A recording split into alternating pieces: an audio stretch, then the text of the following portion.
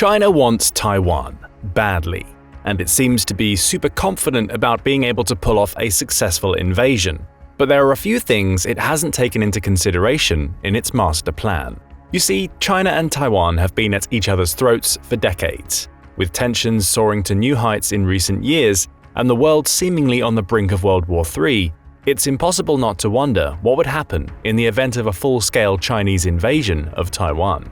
On the surface, China is the favorite to win this fight, with their military and economy being superior in almost every area. But no one will know for sure until the bullets start flying. As Mike Tyson once said, everyone has a plan until they get punched in the mouth. Now that begs the question, could China actually conquer Taiwan through military intervention? To properly tell this story, we have to go back to the beginning. Taiwan came under Japanese control beginning in 1895 and lasting until World War II ended in 1945. During this time, the Taiwanese people suffered unimaginable hardships, discrimination, and even enslavement in some cases. When Japan surrendered all of its ill-gotten territorial possessions in late 1945, Taiwan's future was uncertain. China was embroiled in a devastating civil war that was shaking its society down to its foundation. On one side, you had the Chinese Communist Party, led by Mao Zedong, and on the other side was Chiang Kai-shek, a former US ally against the Japanese and leader of the Nationalist Party. In the late 1940s, being friends with communists wasn't exactly popular, so the United States bet on Chiang Kai-shek. The war did not go well for them, and the nationalists eventually pulled all of their forces back to Taiwan. They established the island as their final stand and turned it into a fortress that has stood the test of time. Now this is where the root of the problem lies. The war never officially ended, with both sides claiming ownership of the island and no one willing to compromise. The communists claimed that Taiwan was traditionally a Chinese province and should be brought back into the fold with the rest of the country. Chiang Kai-shek and the nationalists claimed that Taiwan may have been historically Chinese but was not part of a modern China, which was founded during the 1911 revolution that overthrew the Qing dynasty, and thus should be independent. So here they sit, once brothers, now bitter enemies, staring at each other across 80 miles of water. With Taiwan democratizing itself throughout the 80s and 90s, it's been in the middle of incredible changes to the global economic and political landscape. Its relationship with the United States has only deepened, and its role on the world stage expanded.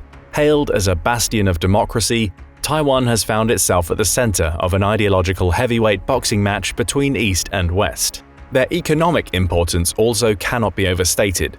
Much of the world's electronics, including phones, computers, and gaming consoles, require computer chips, the vast majority of which are produced in Taiwan. Whatever way you are watching this right now, there's a good chance parts of it come from Taiwan. Taiwanese manufacturing accounts for about 65% of the world market, with one Taiwanese company, the Taiwan Semiconductor Manufacturing Company, or TSMC, producing over half of the world's chips by itself. Since 1949, the battle lines have been drawn. Tensions have risen, lowered, and risen again, but we have never been closer to an all-out war between China and Taiwan than we are now. Here are 5 reasons why a Chinese invasion of Taiwan would fail. Reason number 1. Geography. Remember geography in school? For some kids, it's probably the most boring thing they've ever had to sit through in their lives. But I would venture a guess that if you're watching this channel, you weren't one of those kids. It's also one of the main factors that could swing the pendulum in Taiwan's favor. Taiwan is situated southeast of mainland China, separated by the Taiwan Strait, at the intersection of the East China Sea and the South China Sea. With a climate ranging from tropical to subtropical, the weather can be unpredictable at times. Parts of the island can even have different weather patterns a few miles apart from each other. Typhoons, dense fog, high winds, 2 monsoon seasons, tropical storms, and possible 20-foot waves make any invasion risky. Now, why is the weather such an advantage here? That's because, as it currently stands, China would most likely attempt an amphibious invasion as the primary method of attack, with an airborne assault coming soon after, and of course a blanket of withering cover fire provided by their Navy and Air Force. That's all well and good, but if the rain is unrelenting, the Navy can't get a straight shot because of the rolling ocean, and the Air Force can't even take off because of a wall of fog, then the invasion probably isn't going to go so well. There is only a small window of time during the summer months when conditions for an invasion would even be feasible. The geographical advantages don't end there. Around Taiwan are over 100 small islands, and these islands have been equipped with a variety of defense systems, including surface-to-air and anti-ship missiles. Getting the Chinese Navy across the strait and into position will be tough enough, but the whole way they will face a gauntlet of fire. Even choosing which beach to land on has its difficulties, as there are only about a dozen suitable beaches on which the People's Liberation Army, or PLA, could land, and even then they are rugged. At low tide, Chinese tanks would be particularly exposed to anti-armor and artillery fire due to the long stretches of muddy, barren coastline. Where does that fire come from? That would be the multiple steep and rugged mountain ranges that cover Taiwan. Historically, mountain ranges have been a defender's best friend. From antiquity to the present, using mountains has been the key to victory for many an outnumbered army. Taiwan's strategy is no different, as they use their topography to their advantage and have turned the island into a fortress. The mountains are home to a network of caves and tunnels used for everything from defensive strongpoints to logistical support. It's from these caves and tunnels that the Taiwanese defenders will rain down death and destruction on the Chinese as they attempt to establish a beachhead. The task of the PLA is made even more difficult by the fact they would have to go into the urban and mountainous areas simultaneously with airborne troops if they wanted a chance of victory. Always thinking one step ahead, Taiwan has one last trick up its sleeve that makes its geography such a valuable asset. They make their geography work for them using something called A2AD, Anti-Access Area Denial. A2AD basically means that through precision weapon systems such as drones, missiles, artillery, etc., the attackers are guided into the areas where the defenders want them to go and where the greatest amount of damage can be inflicted. For instance, if Taiwan wanted the PLA to land on specific beaches on the western side of the island, they could concentrate their anti-ship missiles and drone strikes on anything that was trying to cross over to the eastern side, thus making the western approach the only viable option. A2AD is a part of China's strategy as well, and it's fair to say that whoever is able to control where and when the actual fighting takes place could very well control the outcome of the battle. Weather, topography, and controlling the battlefield are crucial elements to Taiwan's success, but the next reason is what happens when the rubber meets the road. Reason number 2. Defense in depth. Any good military commander will tell you that to truly be effective, you have to know your history. The Taiwanese have really taken this lesson to heart, as they have adopted a strategy similar to one the Japanese employed during the Pacific Theater of World War II. To even the casual military history fan, the name Iwo Jima conjures up images of guerrilla-style warfare and the Japanese defenders using every inch of the island above and below ground to turn it into a slaughterhouse. While the Marine Corps and naval forces of the United States eventually did triumph at Iwo, it came at great cost. Taiwan finds itself in a similar situation to that of the Iwo Jima defenders. They face an amphibious invasion by an overwhelming foe, and their only options are to hold out until reinforcements arrive, inflict such horrific casualties that the invader retreats, or death. As previously stated, the Taiwanese have a big advantage when it comes to defensive warfare, that being their topography. Rugged mountains cross the island and are a natural fortress against invasion. But what makes them so valuable is how they are being used. The Chinese will try to soften up Taiwanese positions with a preliminary bombardment from the Navy or from missiles, but the Taiwanese are ready. Much like the defenders on Iwo, the Taiwanese have constructed an unknown number of caves, bunkers, support stations, and tunnels through the mountains and over the island itself. These defensive and support installations allow the defenders to inflict damage and create chaos while being relatively unseen. In addition to their potential destructive uses, the caves and tunnels are also crucial for maintaining supplies and fighting ability. This infrastructure they have created allows them to move men, weapons, and supplies from one point to another without being exposed to danger. A great example of this is the tunnel complex near Kiashan Air Force Base on Taiwan's eastern side. The complex near Kiashan is capable of housing, repairing, and arming over 200 aircraft. It also provides support facilities for the Taiwanese defenders, such as a hospital and supply warehouses. There are multiple complexes like Kiashan around the island, and they are absolutely crucial to Taiwan maintaining control of its airspace and giving its military the best chance it has to win. While all this sounds great on paper, China does get a say in what happens as well. They won't just roll over. The Chinese strategy has been and always will be to overwhelm Taiwan with its larger military. China believes that to conquer Taiwan and subdue the population, they need a 3-to-1 advantage, which comes out to about 1.3 to 2.5 million Chinese soldiers. To give some context, China has about 2.1 million active troops, compared to Taiwan's active troops, which number about 170,000. The Taiwanese choose to play what some NBA fans might call small ball. Small ball is where a smaller, less physically strong team chooses to rely on their speed, agility, and discipline to win games. Go ahead and ask the Golden State Warriors how that strategy has been working out so far. Taiwan's version of Steph Curry, aka someone who runs circles around you and then hits three-pointers until you no longer have the will to continue, is mobile asymmetrical weapon systems. Mobile asymmetrical weapon systems are things like the Javelin or Stinger missiles, weapons that are portable but also devastating to the enemy, maximizing your advantages like stealth and speed while minimizing the enemy's armor and numerical advantage. This tactic has proven devastatingly effective in Ukraine, as Ukrainian forces strike from wherever they need to and level the playing field by taking out vast numbers of Russian armor. Similar results could be achieved in the wake of a Chinese invasion of Taiwan. This is where defensive fortifications and infrastructure come into play.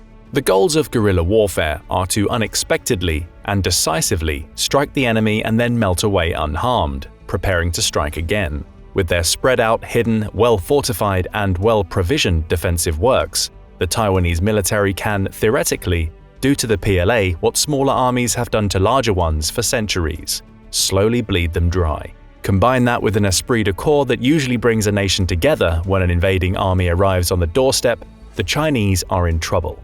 Especially when you consider that the Chinese military hasn't fought anyone since 1979, they might be a little rusty.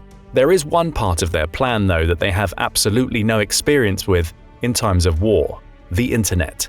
How it's used and how available it is to both sides could have a critical role in the outcome of a potential invasion. Reason number 3. Satellite communications. Taiwanese internet connection internally and externally is primarily reliant on a series of undersea cables. Is this so hilariously vulnerable that it has to be a decoy of some kind? Hard to say, but one thing is certain: from the moment the invasion begins, China will unleash a devastating cyber attack on Taiwan and sever those cables. If internet connection is lost or is hit by cyber attacks, it will have crippling effects on the civilians and military. From multi-million-dollar weapons systems to the infantry sitting in the trenches, internet connection is taking on a larger role in warfare than ever before and can be the difference between life and death for many soldiers. Starlink and other companies like it are a beacon of hope for the Taiwanese defenders. Utilizing satellite internet connection, troops on the ground can feel confident in their internal communications, as well as their ability to coordinate drone and artillery strikes. Externally, the connection would be used to communicate with the outside world and keep Taiwanese allies up to date on the evolving situation, something that might prove decisive as the battle goes on. Trying to stop the flow of disinformation and show the world the true situation on the ground has been critical for the Ukrainian armed forces and President Zelensky. Why is that important? According to the Greek dramatist Aeschylus, in war, truth is the first casualty. On the civilian side of things, the Taiwanese government has to stay in control of what information their population receives. If the Chinese are allowed to control the narrative and influence the Taiwanese people using propaganda, it might destroy their will to fight before the battle even begins. Keeping Taiwan in the dark and limiting its technological capabilities is a cornerstone of the Chinese strategy. Companies like Starlink are making this much more difficult. Reason number 4. International support. It's no secret that the United States and other major world powers are staunch supporters of Taiwanese independence and autonomy. The United States is the main weapons provider for Taiwan and has defensive agreements that could bring US firepower to the South China Sea in the event of an invasion. President Xi and the Chinese government are well aware of this arrangement, and it's one of the main deterrents that keep their forces on Chinese soil. If a major military collision were to kick off, the full might of the United States military would, theoretically, be riding to Taiwan's aid. It is theoretical because the wording of the agreement, the Taiwan Relations Act, is rather vague and implies the US would intervene militarily but does not directly say it. The threat of US intervention has done the trick so far and has convinced the Chinese to stay put. As it currently stands, the US has bases all over the Pacific, but the most important ones in this situation are those located within Japan and the Philippines. US forces have been stationed in Japan since World War II ended and have turned the country into a vital component of the US defense plan in the Pacific. With over 20 bases in the country, US forces can supply, support, and launch major military operations with terrifying speed. The US presence in the Philippines is equally as important to deterring China and has been growing larger in recent years. The US signed the Enhanced Defense Cooperation Agreement, EDCA, with the Philippine government back in 2014. This allowed them to build 9 military bases, rotate troops through the country, and train local forces. With both of these major areas of operation so close to Taiwan, it's reasonably fair to say that any incursion by the Chinese would be met with good old American lead. If that were to happen, all Taiwan would have to do is hold out until they could be reinforced, which could turn China's situation from a localized operation to a full-scale international catastrophe. A catastrophe that would spill over into every facet of their society, including the economy. Reason number 5. Economic disaster. One of the main reasons why Taiwan is so crucially important to the rest of the world is its ability to manufacture semiconductors or computer chips. They are the world leaders in quantity and quality, producing 65% of the world's semiconductors. If production were to suddenly stop in the event of something like an invasion, the world economy would be upended. A stunning amount of what the world uses in its businesses and personal lives requires semiconductors. Everything from computers to smartphones, refrigerators and cars, to military technology, and even producing clean energy.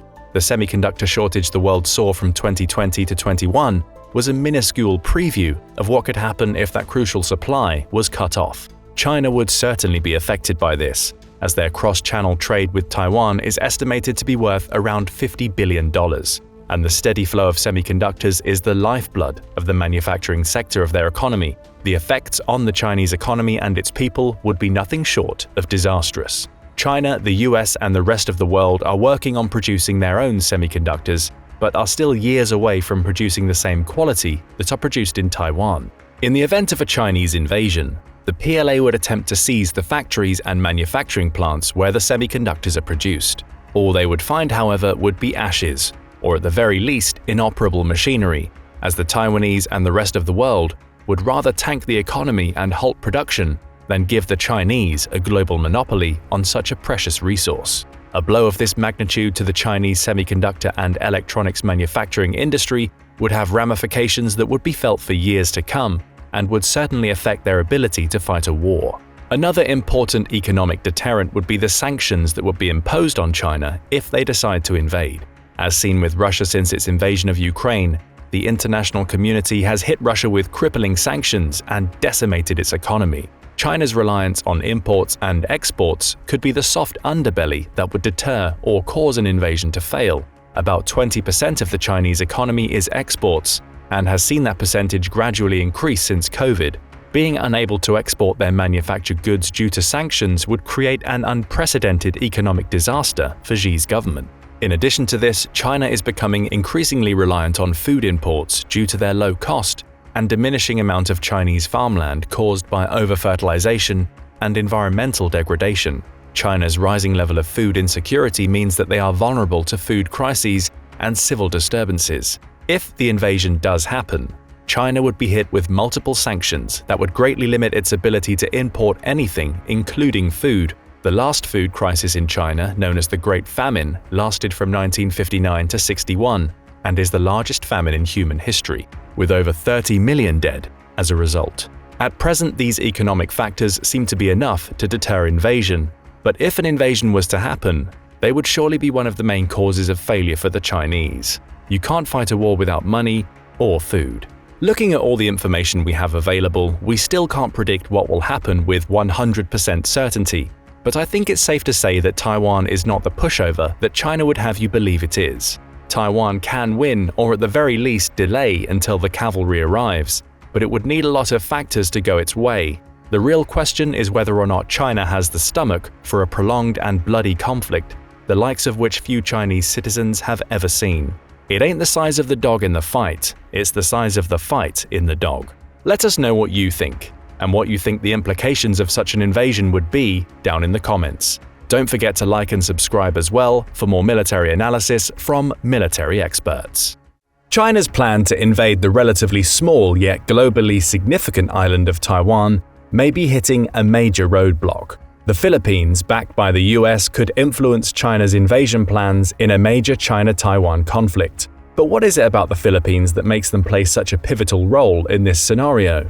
In the year 2023, Taiwan became the most strategically important piece of real estate on Earth. This de facto independent island nation 110 miles off the coast of the Chinese mainland sits at the center of the world's economic and geopolitical fault lines. Since it came to power in 1949, the Chinese Communist Party has regarded Taiwan as a renegade province, a relic left over from its long civil war and the century of humiliation it climaxed. This was the period between 1839 and 1949, where China repeatedly found itself invaded, defeated, occupied, and partitioned by foreign powers. Taiwan's self-governing status is a reminder to the Chinese leadership of those times, and reunifying it with the mainland is one of the most important objectives for China's authoritarian leader, Xi Jinping, who hopes that the process will be completed by 2049, the centennial of the Chinese Communist Party's ascendancy to power. There are many obstacles to this plan, but one of them is not so often cited: the Philippines. Let's take a look at the Philippines, its tense relationship with China, and how this nation threatens Beijing's grandest foreign policy ambition. Taiwan is important to the Chinese leadership not just for historical reasons, but because of its economic and geostrategic position. Economically, Taiwan hosts the world's most advanced semiconductor industry through the dominance of one company, the Taiwan Semiconductor Manufacturing Company, TSMC. In 2021, Taiwan had 63% of the world's semiconductor market share, with 54% of the world total being through TSMC alone. These chips are at the heart of the world's digital economy and power everything from computers to the brake sensors in cars. For China, gaining control of this industry would be very desirable. Placing itself at the heart of the globe's high-technology supply chain has been a major priority for its geopolitical strategy, as seen in its Made in China 2025 plan. If the semiconductor shortage of the past few years made things more expensive, Beijing getting to dictate the supply chain of these vital components would increase the price tag of almost everything much further. Geopolitically, Taiwan also sits at the center of the First Island Chain, the series of islands that span from Japan to Indonesia. These islands act as a natural obstacle to China's expansion into the Pacific and Indian Oceans. Restoring Taiwan to Beijing's rule would break this chain and allow China to freely access the world's oceans without having to go through the choke points that the First Island Chain presents, such as the Strait of Malacca or the Miyako Strait. Controlling these choke points is one of the United States Navy's principal strategies for containing Chinese military expansion. If China were to take Taiwan, however, it would have the land and ports it needs to bypass those choke points, making containment much more difficult, if not impossible. The United States is Taiwan's most important potential ally. Officially, America treats Taiwan with a doctrine of strategic ambiguity, neither confirming nor denying that it would come to the island's defense if it were to be invaded. But under the Taiwan Relations Act of 1979, it has long sold sophisticated weapons to the island nation to deter such an invasion from happening. With this equipment, Taiwan has pursued what it calls a porcupine strategy, fortifying itself as heavily as possible and building offensive assets to deal damage to the Chinese mainland, all to increase the costs China would incur for an invasion and hold out as long as it can while it awaits the aid of its allies. Japan would also play an important role in the defense of Taiwan. In December 2021, the late former Prime Minister Shinzo Abe said the United States and Japan would not be able to stand idly by if Taiwan were attacked. In 2022, only a few months before his shocking assassination, he urged the United States to drop strategic ambiguity and affirmatively say it would defend Taiwan. A Taiwan contingency is a Japan contingency, he said, because China establishing air superiority around Taiwan would cover Japanese airspace. A takeover of Taiwan would also allow China to threaten Japanese shipping even more than it does today with its militarization of the South China Sea.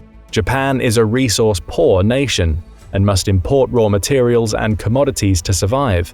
It cannot allow China to dictate what goes on in the region's shipping lanes. However, for all the talk about Japan and its role in a potential Chinese invasion of Taiwan, far fewer people talk about the role the Philippines would play in such a scenario. Thanks to a renewed agreement with the United States, this is starting to change. and Taiwan may soon be able to count on the aid of the Philippines as it stares down the colossus across the strait. The Philippines, though much smaller than the United States and Japan, also has a keen interest in seeing that Taiwan does not become subject to the Chinese Communist Party, and the Philippines has now become a major player in the dispute over Taiwan.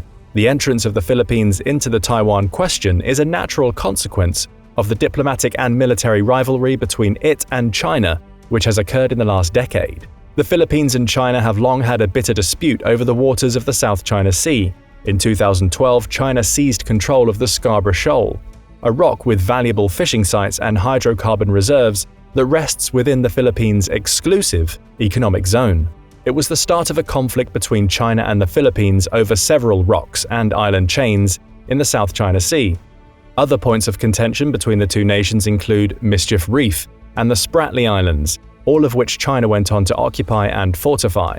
The Philippines brought a suit in international court, and in 2016, a tribunal in The Hague ruled that all of China's territorial claims in the South China Sea, based on a 9-line map drawn in the late 1940s, had no legal basis. Still, China ignored the ruling and occupies these rocks and islands to this day. China's aggressive policy in the area has naturally alienated the Philippines, which is a longtime ally of the United States. The United States has had bases throughout the Philippines since the Spanish-American War of 1898, but its presence is now starting to expand much more. The Filipino military is not a formidable fighting force, meaning that China has mostly been able to get its way in its disputes with the Philippines, despite the international tribunals ruling against it. The Philippines has an active army of about 100,000 active duty personnel, a navy with only a few vessels more fit for fighting than patrol boats, and about 25 combat aircraft. This means that militarily, the Philippines would contribute little to the defense of Taiwan, at least for now.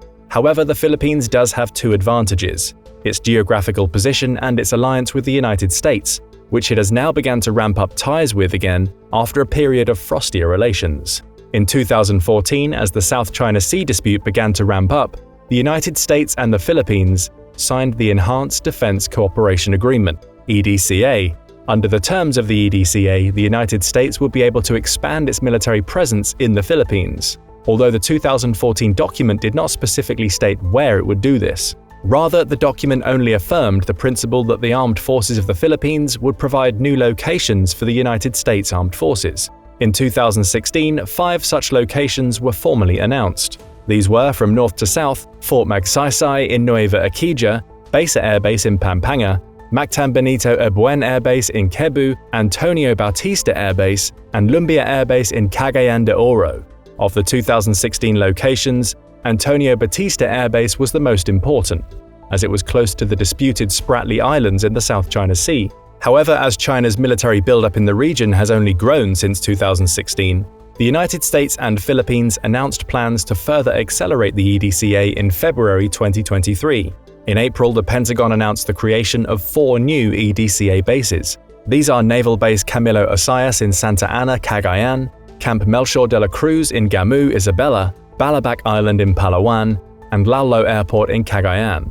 Not coincidentally, 3 of these 4 locations are in the northern Philippines, which makes the intentions of that expansion clear. The new bases are to help deter a potential invasion of Taiwan by allowing the United States to more easily project power into a critical area, the Luzon Strait. The Luzon Strait is one of the first island chain's strategic choke points. It is a 160-mile gap of water between the Philippines and Taiwan. The Philippines' northernmost island, Mavulis, is even closer, at only 118 miles away from the world's most disputed hotspot. Here is where we see the role that the Philippines would play in the defense of the world's most hotly contested island. In the first place, the bases give the United States and its regional allies additional options to choke off shipping to China. As China is heavily dependent on foreign food and energy imports, this is something that the country's leadership will need to take seriously and helps aid the process of deterrence. Geographically, the bases strengthen a potential new front to counter a Chinese invasion of Taiwan if deterrence fails and hostilities actually become a reality. In the necessary amphibious operation, China would now likely be facing a pincer movement of forces moving south from Japan and north from the Philippines, adding to the already immense difficulty of pulling off a successful waterborne maneuver and establishing a beachhead across the Strait of Taiwan.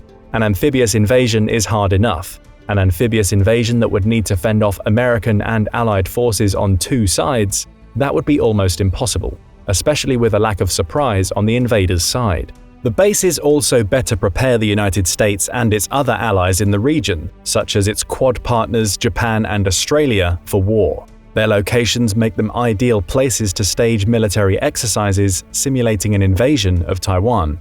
Although there is no true substitute for actual combat operations, the better prepared military force will usually get the better of an engagement, something the Chinese brass should know well, since the principle goes all the way back to Sun Tzu. The new bases in the Philippines certainly increase the preparation the United States and its allies can make for a coming invasion. The renewed military partnership between the United States and the Philippines also offers the prospect of improving that country's military readiness as well, which, as we have seen, is badly needed. As China's policy in the region has routinely seen the Philippines bullied, it is likely that policymakers in Manila will want to take advantage of the opportunity that the new bases provide. Indeed, the United States and the Philippines have already conducted drills in the Luzon Strait, which will lead to improved Filipino readiness in the long run. Someday soon, the Philippines could join joint exercises not only with the United States, but with its partners in the Quadrilateral Security Dialogue, Japan, Australia, and possibly even India. The new bases in the Philippines also help to reduce one of China's major advantages, which had been eroding the United States' share of the military balance of power in the Indo-Pacific region. Namely, the bases help to mitigate the tyranny of distance. This term describes the disadvantage the United States would face by fighting thousands of miles away from its homeland. It would need to ship troops, supplies, and other essentials over those thousands of miles of ocean, where China's troops and supplies would only need to travel a little bit from their homeland. The vast distance also has a negative effect on morale at the home front, because it makes Americans wonder what the war is really about. This was a big factor in contributing to the political controversies in America's interventions in Vietnam and Iraq, and it is a tradition that goes back to the earliest days of the country's history. With China's development of anti-access area denial (A2AD) capabilities, the tyranny of distance has magnified. The long American supply lines would make ripe targets for China's A2AD strategy. But the bases in the Philippines give the United States more options. It can now position many more assets close to the area where the fighting over Taiwan would be taking place, making China's A2AD harder to carry out. For example, China has an arsenal of thousands of ballistic missiles that threatens all of America's bases in the region.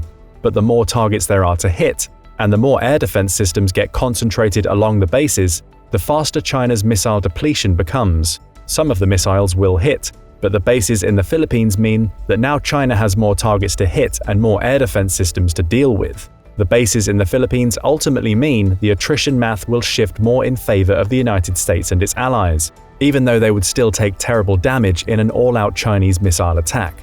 Still, surviving assets can more confidently be brought forward to act when the reign of missiles ends. In this way, the new bases in the Philippines are in line with the United States' third offset strategy, which it codified in the mid-2010s. Meanwhile, the new base means that the United States will be able to position more assets that can hit the Chinese mainland too, further undermining China's A2AD strategy and increasing the costs of a conflict exponentially and further aiding deterrence. The agreement with the Philippines, however, prohibits the deployment of nuclear weapons in the bases, so the EDCA is not a nuclear umbrella type of agreement. That is one of the few items of solace for the Chinese leadership.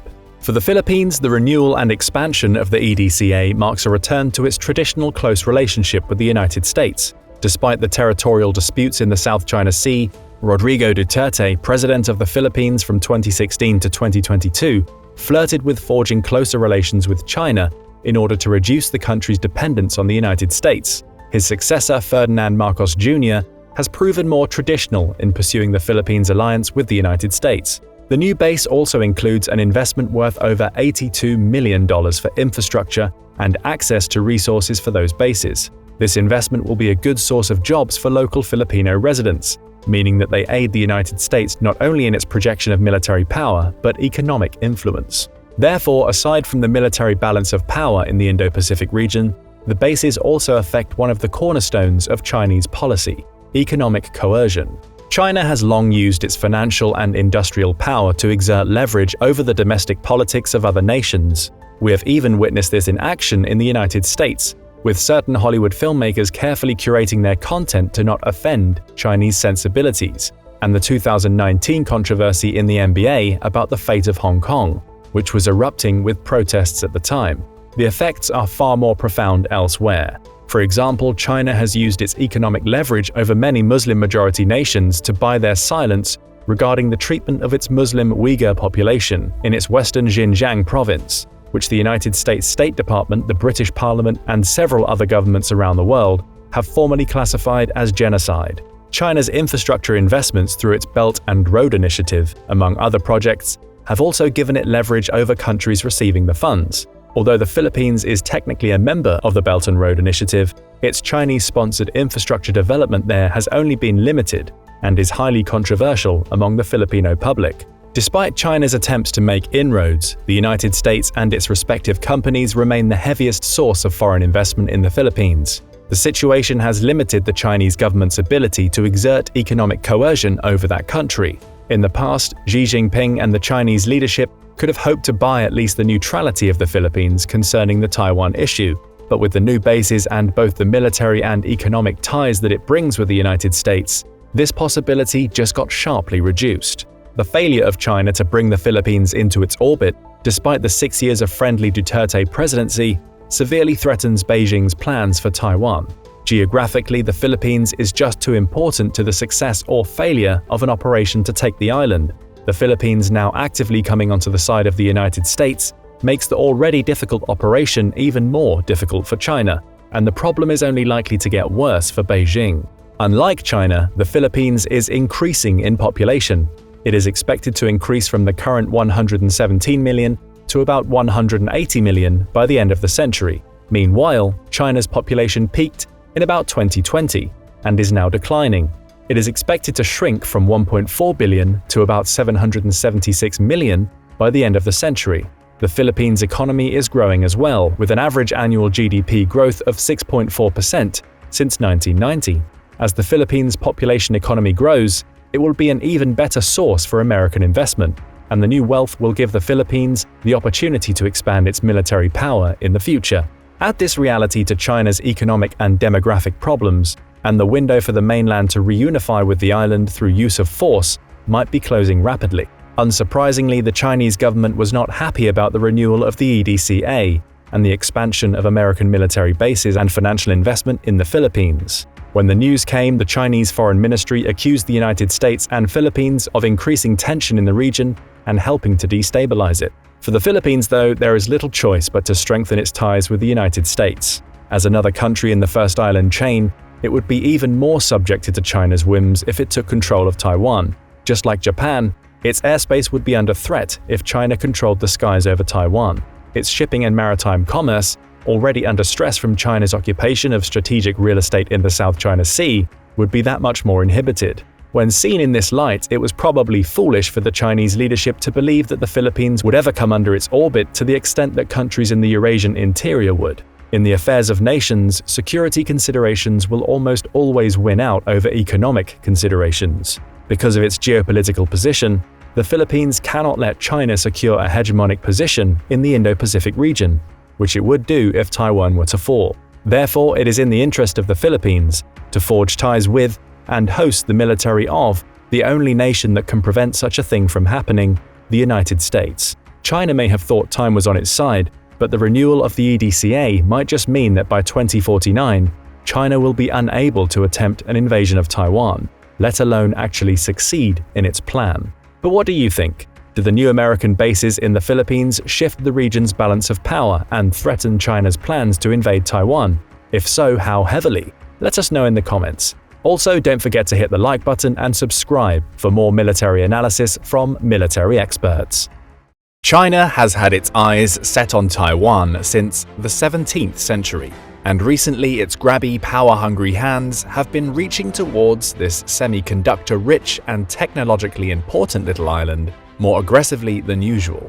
If only it wasn't for that pesky Taiwan Relations Act, which requires the US to provide Taiwan with protection against anything that could jeopardize the security or the social or economic system of the people on Taiwan. Xi Jinping would probably already be all over Taiwan and its processing chips. Even so, China is not about to let go of the idea of fully taking over one of the world's most important economic focal points anytime soon. Exactly how worried should Taiwan be about China's potential invasion? When Russia invaded Ukraine in early 2022, it set off the largest conflict in Europe since World War II. Understandably, the surprise invasion sent shockwaves around the world, causing many countries to reevaluate their security.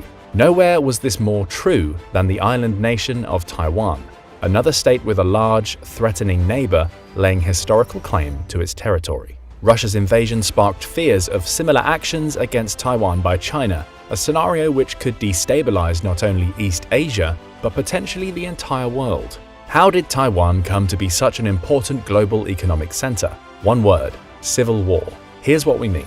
As with Russia and Ukraine, the shared history of Taiwan and China goes back hundreds of years. Throughout the 16th century, the Chinese gradually gained influence and control over the island, then known as Formosa through intermarriage and trade. By the late 17th century, the Qing dynasty officially incorporated Taiwan into its empire, by which point the island was mostly ethnically Han Chinese. In 1895, following its victory in the First Sino-Japanese War, Japan took control of Taiwan from China. The Japanese implemented economic and social reforms on the island, which led to limited modernization and industrialization. However, the occupation also resulted in widespread discrimination against Taiwanese people, who were viewed as inferior to the Japanese. With its loss at the end of World War II, Japan was forced to relinquish control of Taiwan, and the island was returned to Chinese rule. However, almost immediately, Taiwan became embroiled in the Chinese Civil War, which was raging at the time between the nationalists, led by Chiang Kai-shek, and the communists, led by Mao Zedong. In mainland China, the communists were victorious, and in 1949 established the People's Republic of China, or PRC. The defeated nationalists were forced to flee to Taiwan, where they established the Republic of China, or ROC.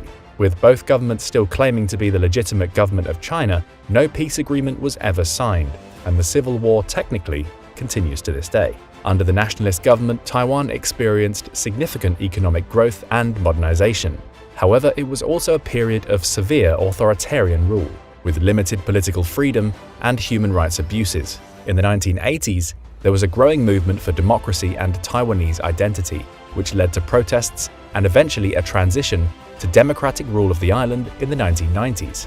Today, Taiwan remains a prosperous democracy, with a vibrant civil society, legal protections, and a strong sense of Taiwanese identity. On the mainland, the PRC also went through some spectacular transformations. Most of Mao's rule was extremely turbulent, with industrialization, but also the mass famine of the Great Leap Forward and political chaos and repression of the Cultural Revolution.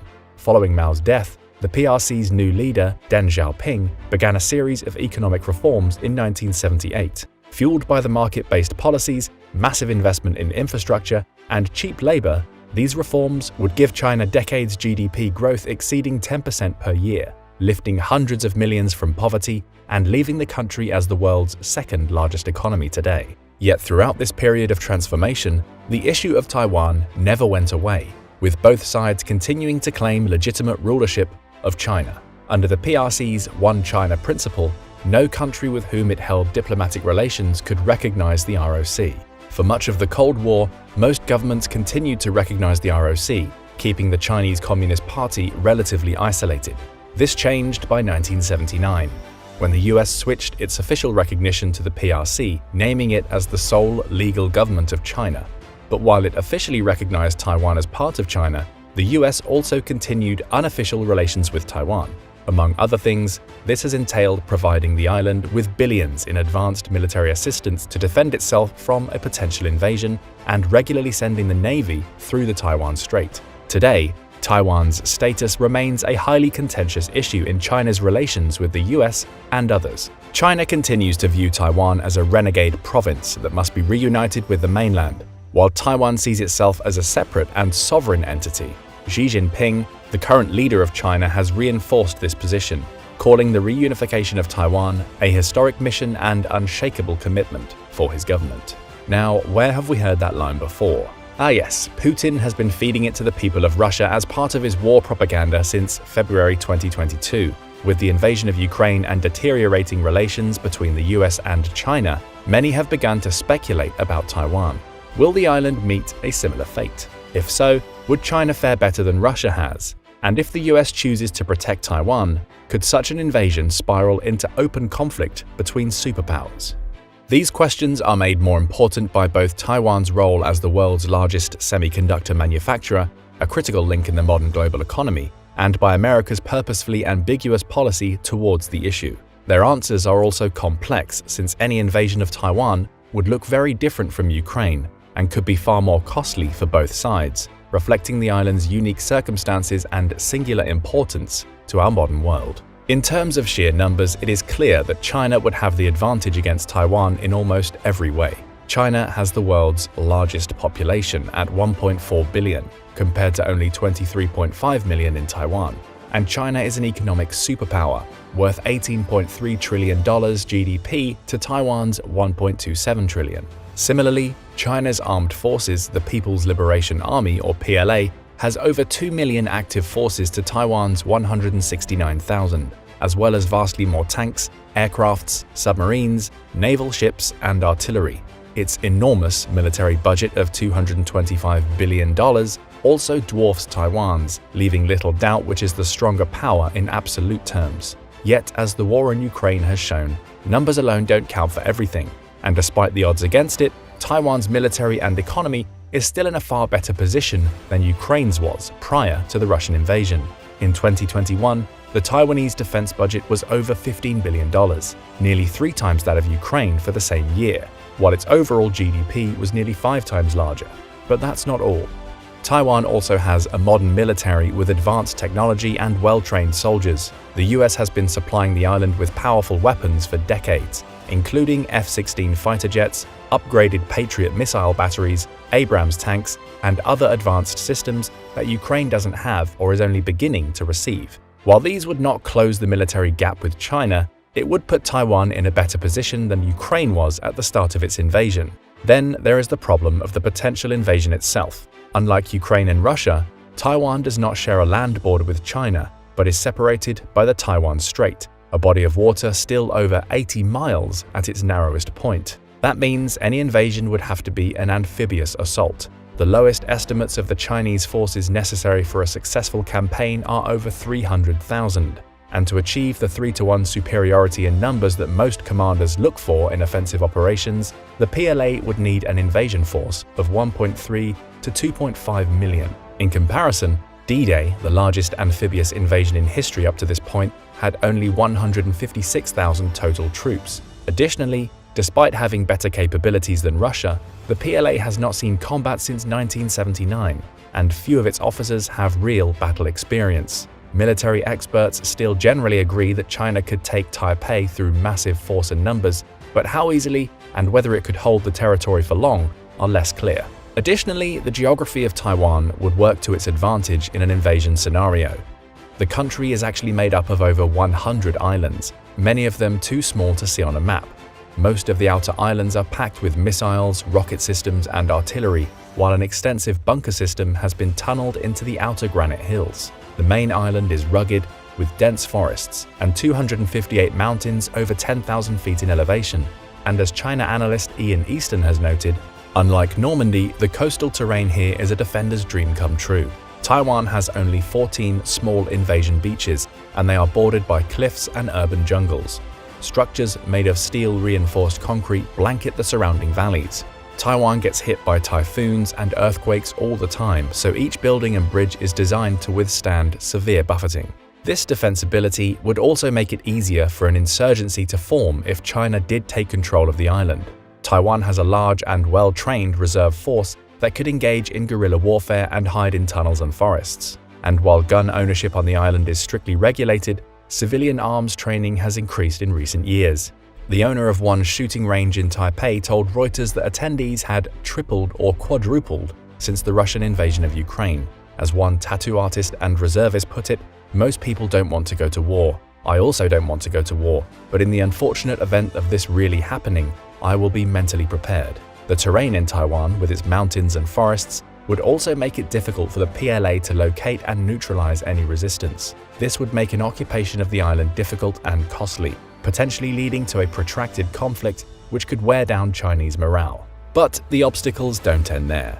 Another difficulty China would face in an invasion is international support for Taiwan. While Taiwan only has official relations with 13 other countries due to the PRC's international pressure, it maintains strong unofficial relations with the US, Japan, and other powerful states. The question of whether the US would aid Taiwan against an invasion has long been a critical question. Since it began relations with the PRC, the United States has maintained a position of strategic ambiguity, purposefully not making clear whether it would respond to an attack on Taiwan. However, with the recent heightened tensions, this policy has come into question. When asked in late 2022 whether he would send US forces to defend the island, President Joe Biden replied yes, if in fact there was an unprecedented attack. Although a White House spokesperson later claimed the US policy had not changed, Biden's comments made it clear how vital Taiwan remains to US economic and military interests. If China launched a full-scale invasion, there is little doubt that the US would respond in some fashion, possibly through increased military aid to rebels, harsh economic sanctions on Chinese markets, or even the active deployment of advisors and troops to assist Taiwanese forces. US involvement would present a serious obstacle to China occupying or annexing the island for any length of time, especially since the PLA's capabilities and resources are still far less substantial than the US military. And with Taiwan in chaos, both China and the US would have difficulty supplying their military-industrial complexes. This points to another major difficulty China would face in invading Taiwan: the profound disruption it would cause to the world economy. While the invasion of Ukraine created chaos in energy markets and supply chains around the world, a Chinese invasion of Taiwan would cause far greater damage, pointing to just how important the island is to the modern world. This is primarily due to semiconductors, which are necessary for nearly all modern electronics, from smartphones to GPS to fighter jets and missile systems. As the electronic industry in the US picked up in the 1960s and 70s, semiconductors became increasingly sophisticated, allowing for massive advances in computing power. But beginning in the 1980s, companies began to outsource the highly technical and expensive process of fabricating semiconductors to East Asian countries with cheaper labor. Over the next several decades, Taiwan Semiconductor Manufacturing Company, or TSMC, would become the most successful example of this, making itself into the largest and most advanced semiconductor manufacturer in the world. Taiwan's market dominance is such that today more than 90% of global semiconductor manufacturing takes place on the island, making TSMC the 10th largest corporation in the world. And while the US is now taking strides to increase its domestic semiconductor manufacturing, Taiwan remains the linchpin to the industry, and thus to the modern digital economy. Here's the bad news. A Chinese invasion would catastrophically disrupt global supply chains and could lead to significant economic consequences, including shortages and recession. An active conflict on Taiwan would almost certainly slow down or halt fabrication of semiconductors and potentially damage or destroy the fabrication facilities. Furthermore, any military conflict would lead to a sharp decline in consumer confidence, and businesses would hesitate to invest in the region.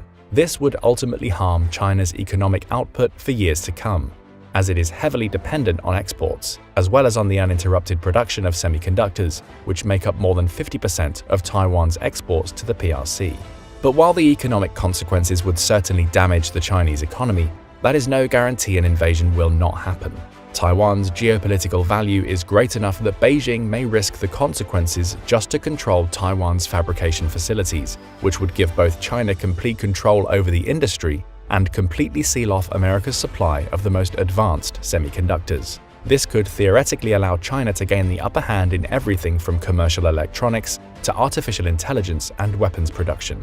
For all these reasons and more, it is clear that any conflict between China and Taiwan would be complex and have far-reaching consequences. Whoever controls the supply chain for semiconductors will most likely become the dominant power of the 21st century.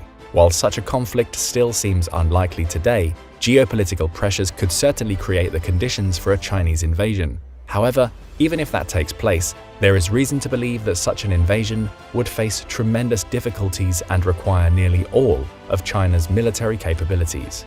But what do you think? How likely is a Chinese invasion of Taiwan? And how would China fare in such a scenario?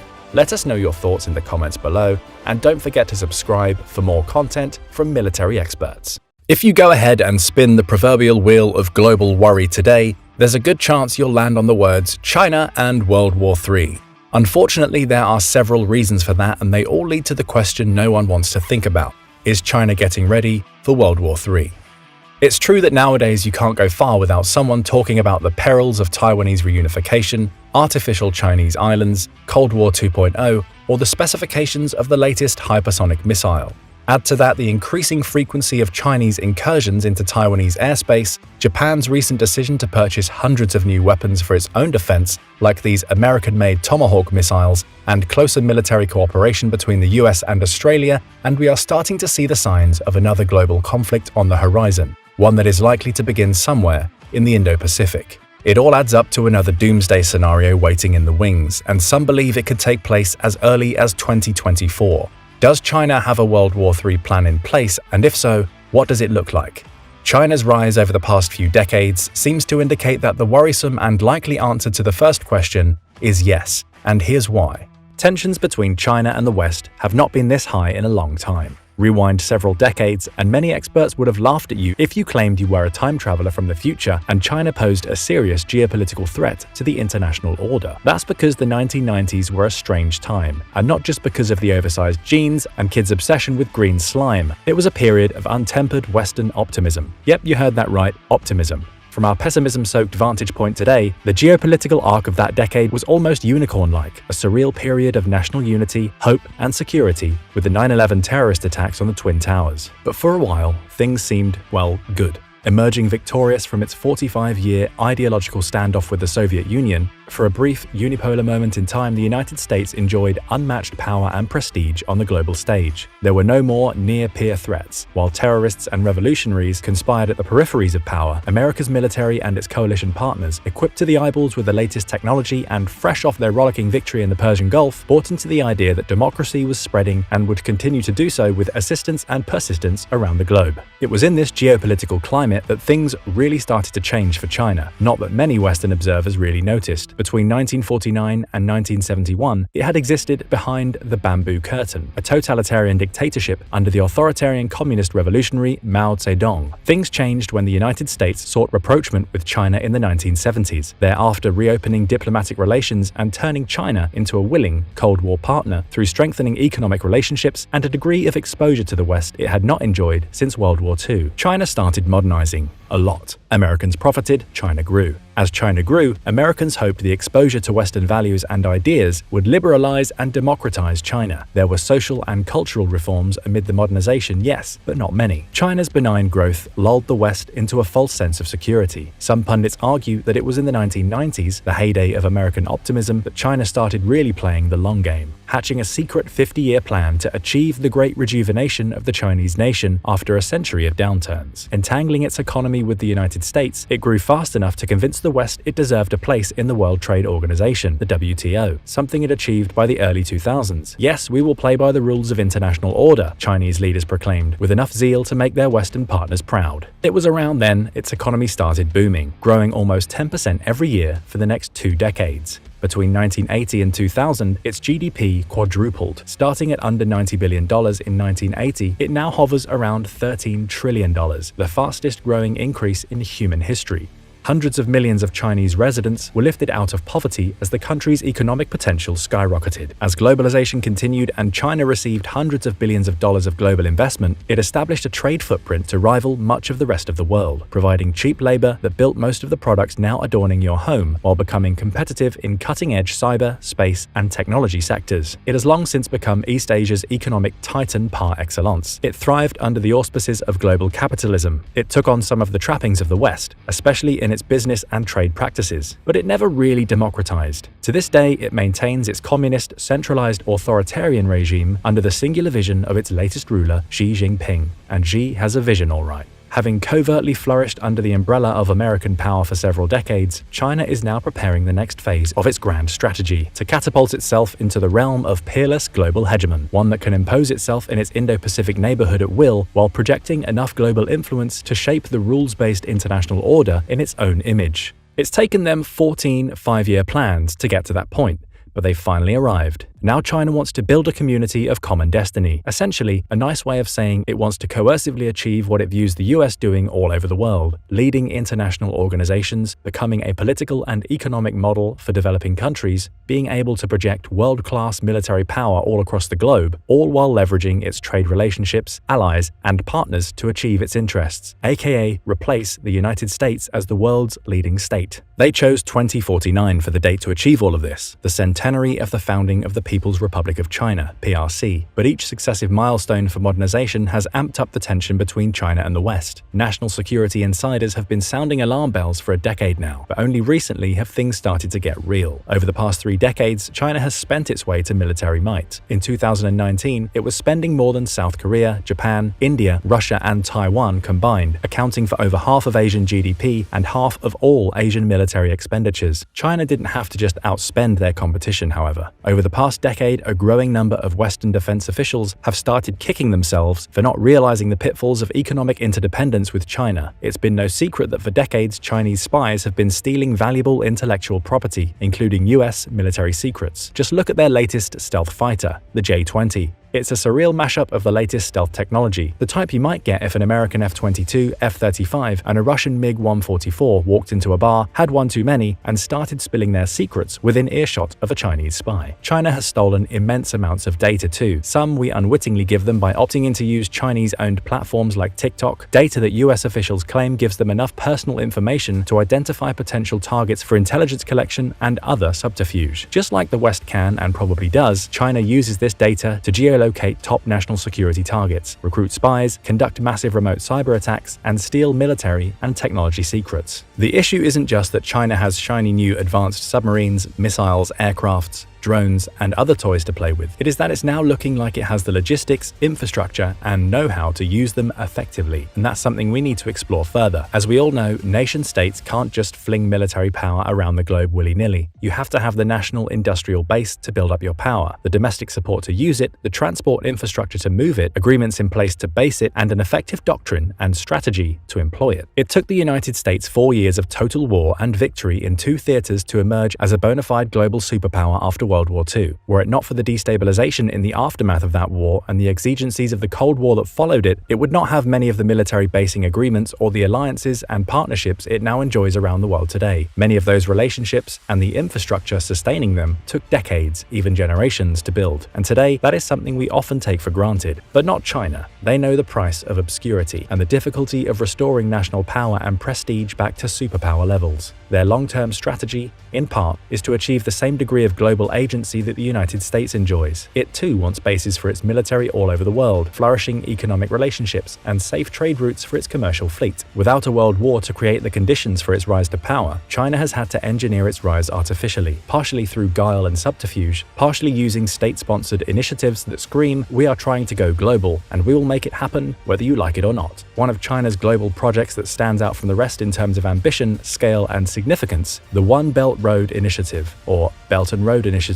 BRI. Much like the ancient Silk Road that connected Chinese traders and goods with rich foreign markets, the BRI strives to achieve the same degree of global influence for China in the modern era. To understand China, you have to grapple with the BRI. Many analysts view the project as China's answer to the Marshall Plan, a post-World War II economic assistance package that sought to revitalize war-torn Europe. Unlike the Marshall Plan, the BRI is extended to any willing economic partner. Formal agreements between China, the host nation, to build economic and political ties generally precede a litany of Chinese investment, funding, infrastructure projects, tech collaboration, and more. In the process, China gets access to ports and airfields, markets for state-owned companies, safeguards for international trade, and international influence. For years, the BRI has been the litmus test for global Chinese power projection. The belt connects China with Europe and the other dozen nations on its borders via a series of overland trade routes, while the road refers to its maritime interests. fueling stations, ports, industry, infrastructure scattered throughout Southeast Asia and the Indian Ocean. A great example of periphery diplomacy, BRI projects can now be found from the Himalayas to the Horn of Africa and Mediterranean basin. It has funded infrastructure deals in Malaysia, gas pipelines and railroads in Nigeria, Egypt, Ethiopia and Kenya, maintains port operations in Greece, projects in Sri Lanka, and has other projects in the works. The West has viewed the BRI warily. Some criticize China's debt trap diplomacy, a tactic of luring economically vulnerable states into taking out Chinese loans and then jacking up the rates to unpayable levels as a form of coercion over the government in question. Others fear China's growing telecommunications and economic influence over Europe and the global South, but there still hasn't been a really unified response, and China continues to shovel money into its initiative, with another $124 billion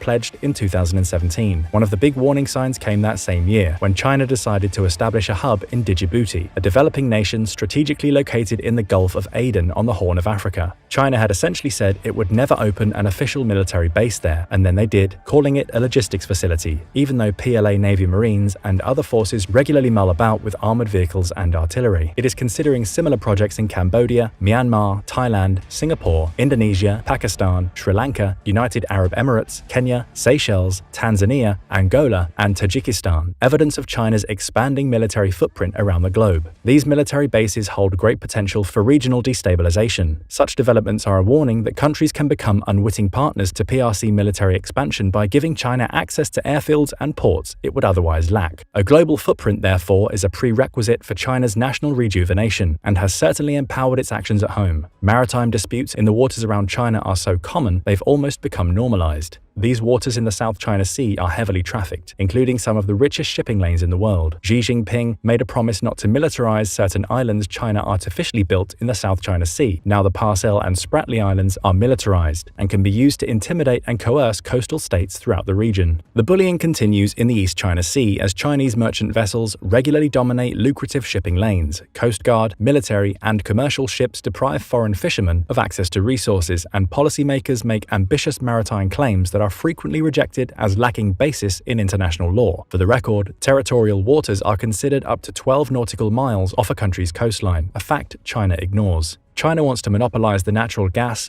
oil, and hydrocarbon reserves it feels it has a claim to, even hundreds of miles away. A lot of the tension arises near the Senkaku Islands, a group of uninhabited islands that in 1971 reverted back to Japanese administrative control under the Okinawa Reversion Agreement. Over these seas, China has set out to create air defense identification zones, increasing its operational reach even further. Taken together, China's economic and cultural influence combined with its renewed military strength add up into a scary equation for Beijing's neighbors. There have also been regular border conflicts on the China-India frontier since a PRC-instigated clash in 2020 left dozens dead. India claims China has the onus to withdraw. They haven't. South Korea is worried about North Korea, China's only major Asian ally, doing something stupid. Even Japan, those guys who were so committed to pacifism after World War II that they called their military a self-defense force, are now so alarmed they're arming themselves with hundreds of Tomahawk missiles, writing counter-strike capabilities into their fighting doctrine, and conducting joint military exercises with American and Australian forces, an image that surely would have made our grandparents both proud and perplexed. And nobody should be more scared than Taiwan.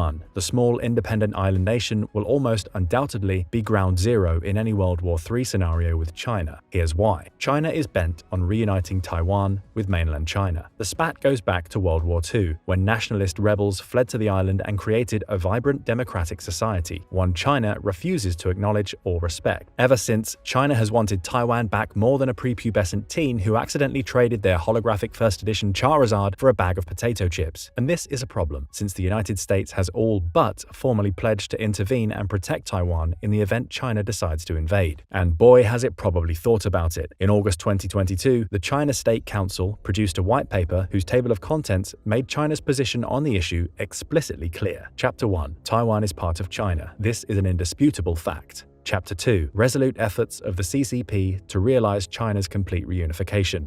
Chapter 3. China's complete reunification is a process that cannot be halted. Chapter 4. National reunification in a new era. Chapter 5. Bright prospects for a peaceful reunification.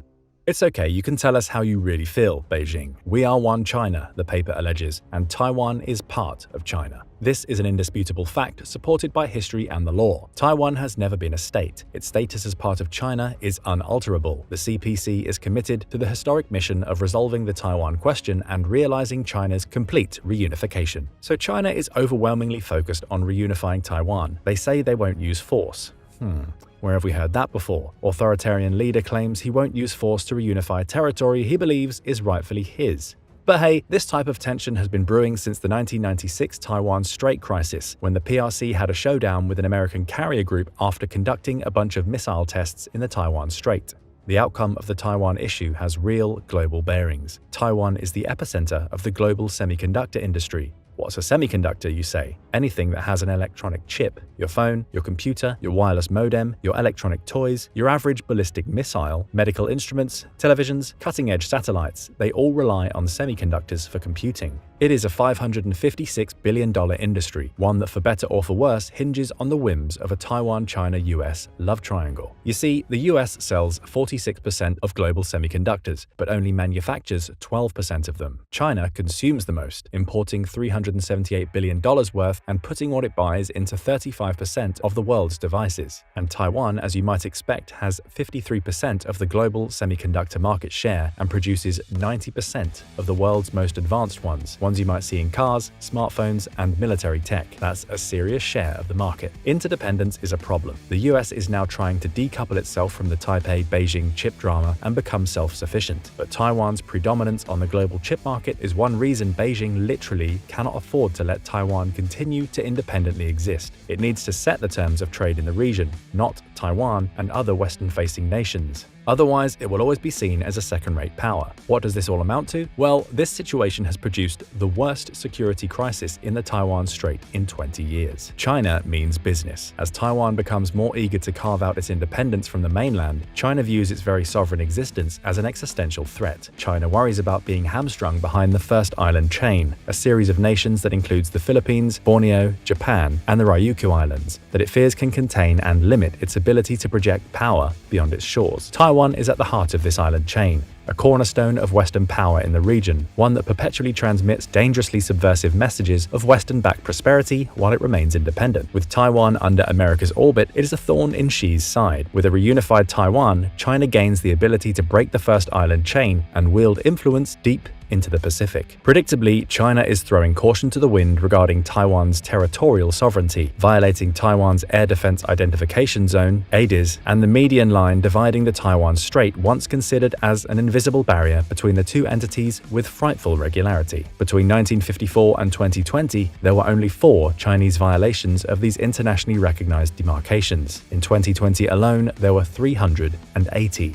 There were more than double that number the following year with 969 incursions. The biggest came on October 4th, 2021, a day that saw 56 aircraft enter Taiwan's air defense zone, unironically coinciding with China's National Day of celebration. By May of this year, there had been a 50% increase in the number of incursions over the same span in 2021. Partially to send a supportive signal in response, the US conducted a series of high-profile political visits to the island. China didn't buy it. To them, the visits were needlessly escalatory. They responded with more overflights, setting a new record for monthly sorties. Since the summer, the PLA Air Force, PLAF, has flown over 1,000 sorties near Taiwan, 40% of them in the ADIZ or over the median line. Today, it is coming into Taiwanese airspace on a near-daily basis, ramping up its intimidation efforts around Taiwan in other ways too, from anti-submarine warfare, drone reconnaissance, and cyber attacks to the growth of its naval and missile presence in the region. China's end goal is clear. Taiwan has voiced alarm and concern over the near-constant encirclement drills, labeling them as escalatory, equivalent of a sea and air blockade of the island. If these are, in fact, dress rehearsals for a full-scale invasion, China will continue to ramp up the pressure as the time goes on. The on-ramp to war, then, is there, and it's volatile. Some pundits compare the existing slate of geopolitical relationships in the Indo-Pacific to the entangled alliance systems in Europe on the eve of World War I.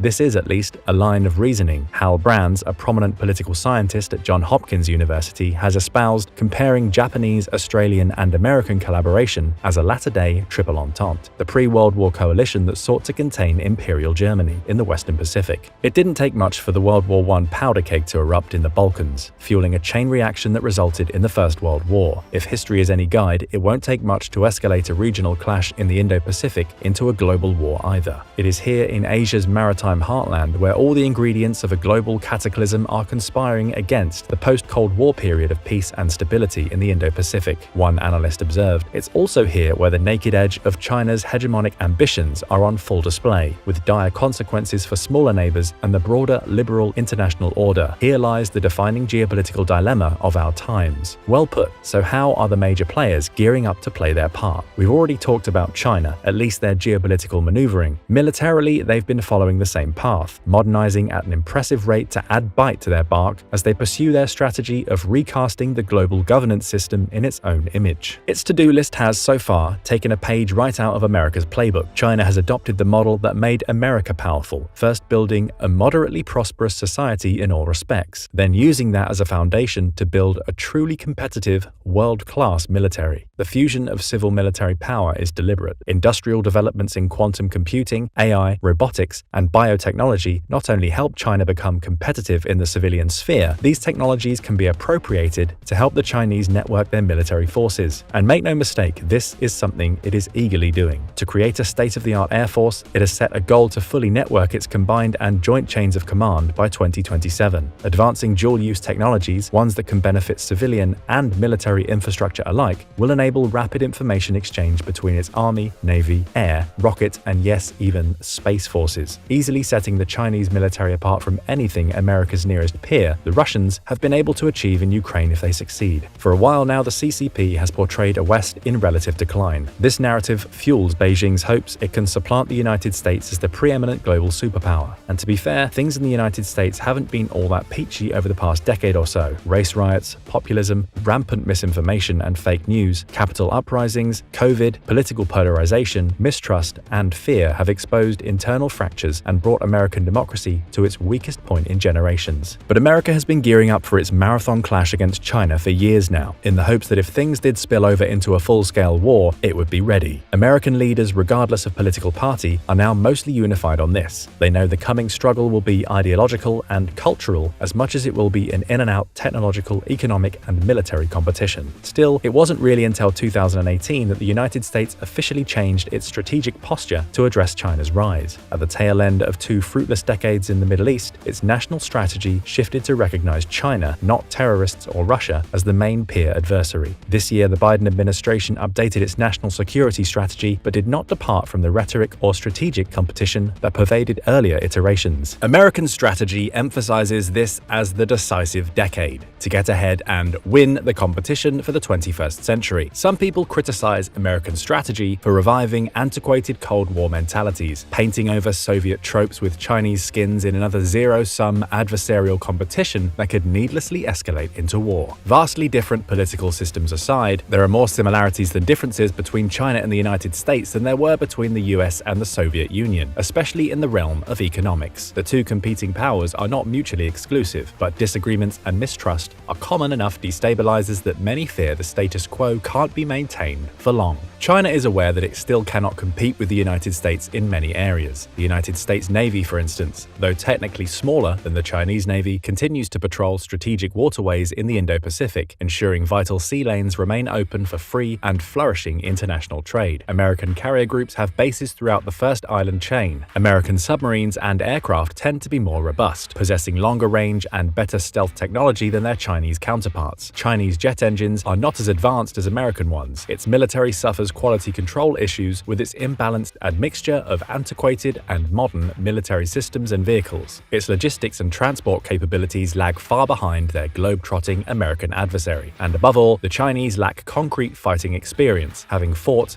and lost their last major operation in Vietnam in 1979. Experience the United States coming off its own unfortunate Middle Eastern odyssey nevertheless has in spades. But the PLA's military strategy is catered to overcome these shortcomings. In a World War III scenario, especially one involving Taiwan, the United States, its allies and partners, namely Japan, South Korea, Singapore, the Philippines, and possibly India, would have to operate in China's neck of the woods at the tail end of an incredibly long logistics network. The United States' geographic location makes it reliant on small overseas bases, refueling tankers, transport vehicles, and carriers to convey and sustain its units abroad. While China continues modernizing its forces and develops its own expeditionary capabilities, it has developed an anti-access area denial (A2AD) strategy to keep America and its allies at bay in the Indo-Pacific. The strategy has seen China prioritize the construction of a bristling array of ground-based missiles, naval assets, and aircraft equipped with the latest air-to-air and air-to-ground missiles that can outrange their American counterparts, and thus discourage them from intervening in a regional conflict. This active defense strategy will make American intervention in Taiwan both risky and potentially deadly.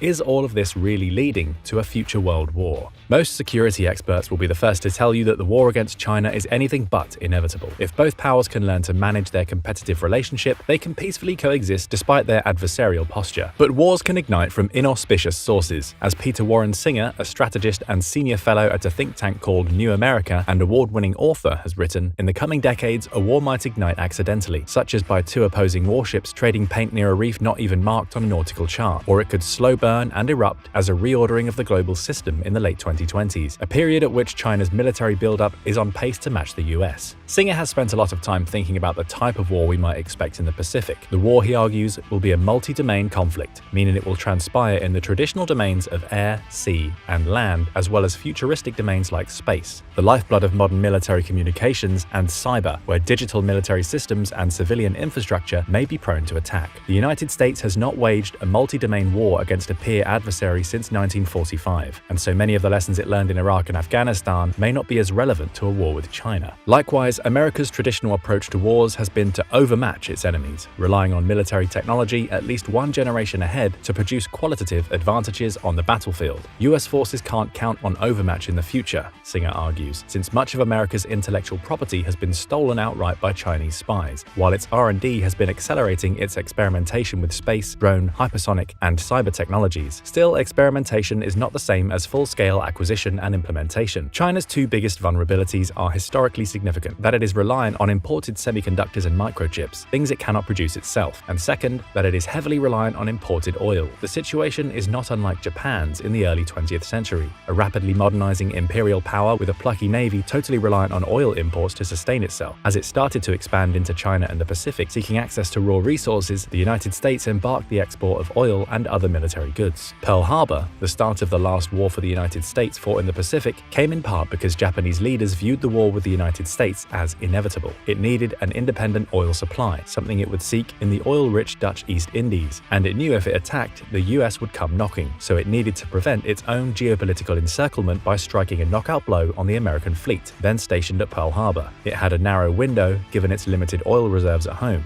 and so they attacked. Some say another Pearl Harbor is brewing, this time with Taiwan at the epicenter. Reunifying the island by force will give China access to the semiconductors it needs, but it would have to ensure that the United States could not meaningfully intervene. Toshi Yoshihara, a China expert who works at the Center for Strategic and Budgetary Assessment, has warned that the PLA's views on a Pacific conflict are consistent with Pearl Harbor, and that they are predisposed to delivering a decisive first blow against US deployed forces in the Western Pacific, particularly those in Japan. Chinese doctrine indeed emphasizes surprise at the outset of war, all part of a counter-intervention strategy to keep the Beijing, Tianjin, Shanghai, Nanjing, Guangzhou, Shenzhen corridor open. Its precision strike arsenal, primarily made up of DF-21C missiles, are capable of hitting any target on the entire Japanese archipelago, while its DF-26 missiles can fire conventional and nuclear warheads almost 4,000 kilometers, far enough to strike the strategic US base at Guam. In all likelihood, if it were to spring an amphibious invasion of Taiwan, China's tactic would be to saturate America's roving carrier groups and their escorts with waves of ballistic anti-ship missiles, overcome their defenses, and send billions of dollars of valuable equipment to the bottom of the ocean before it can be brought to bear. This would help overcome the early gulf in military shipping, aircraft, and tonnage between the two sides. They would then target vulnerable American sensor aircraft, refueling tankers, and cargo ships to curtail America's ability to get close to Chinese territory.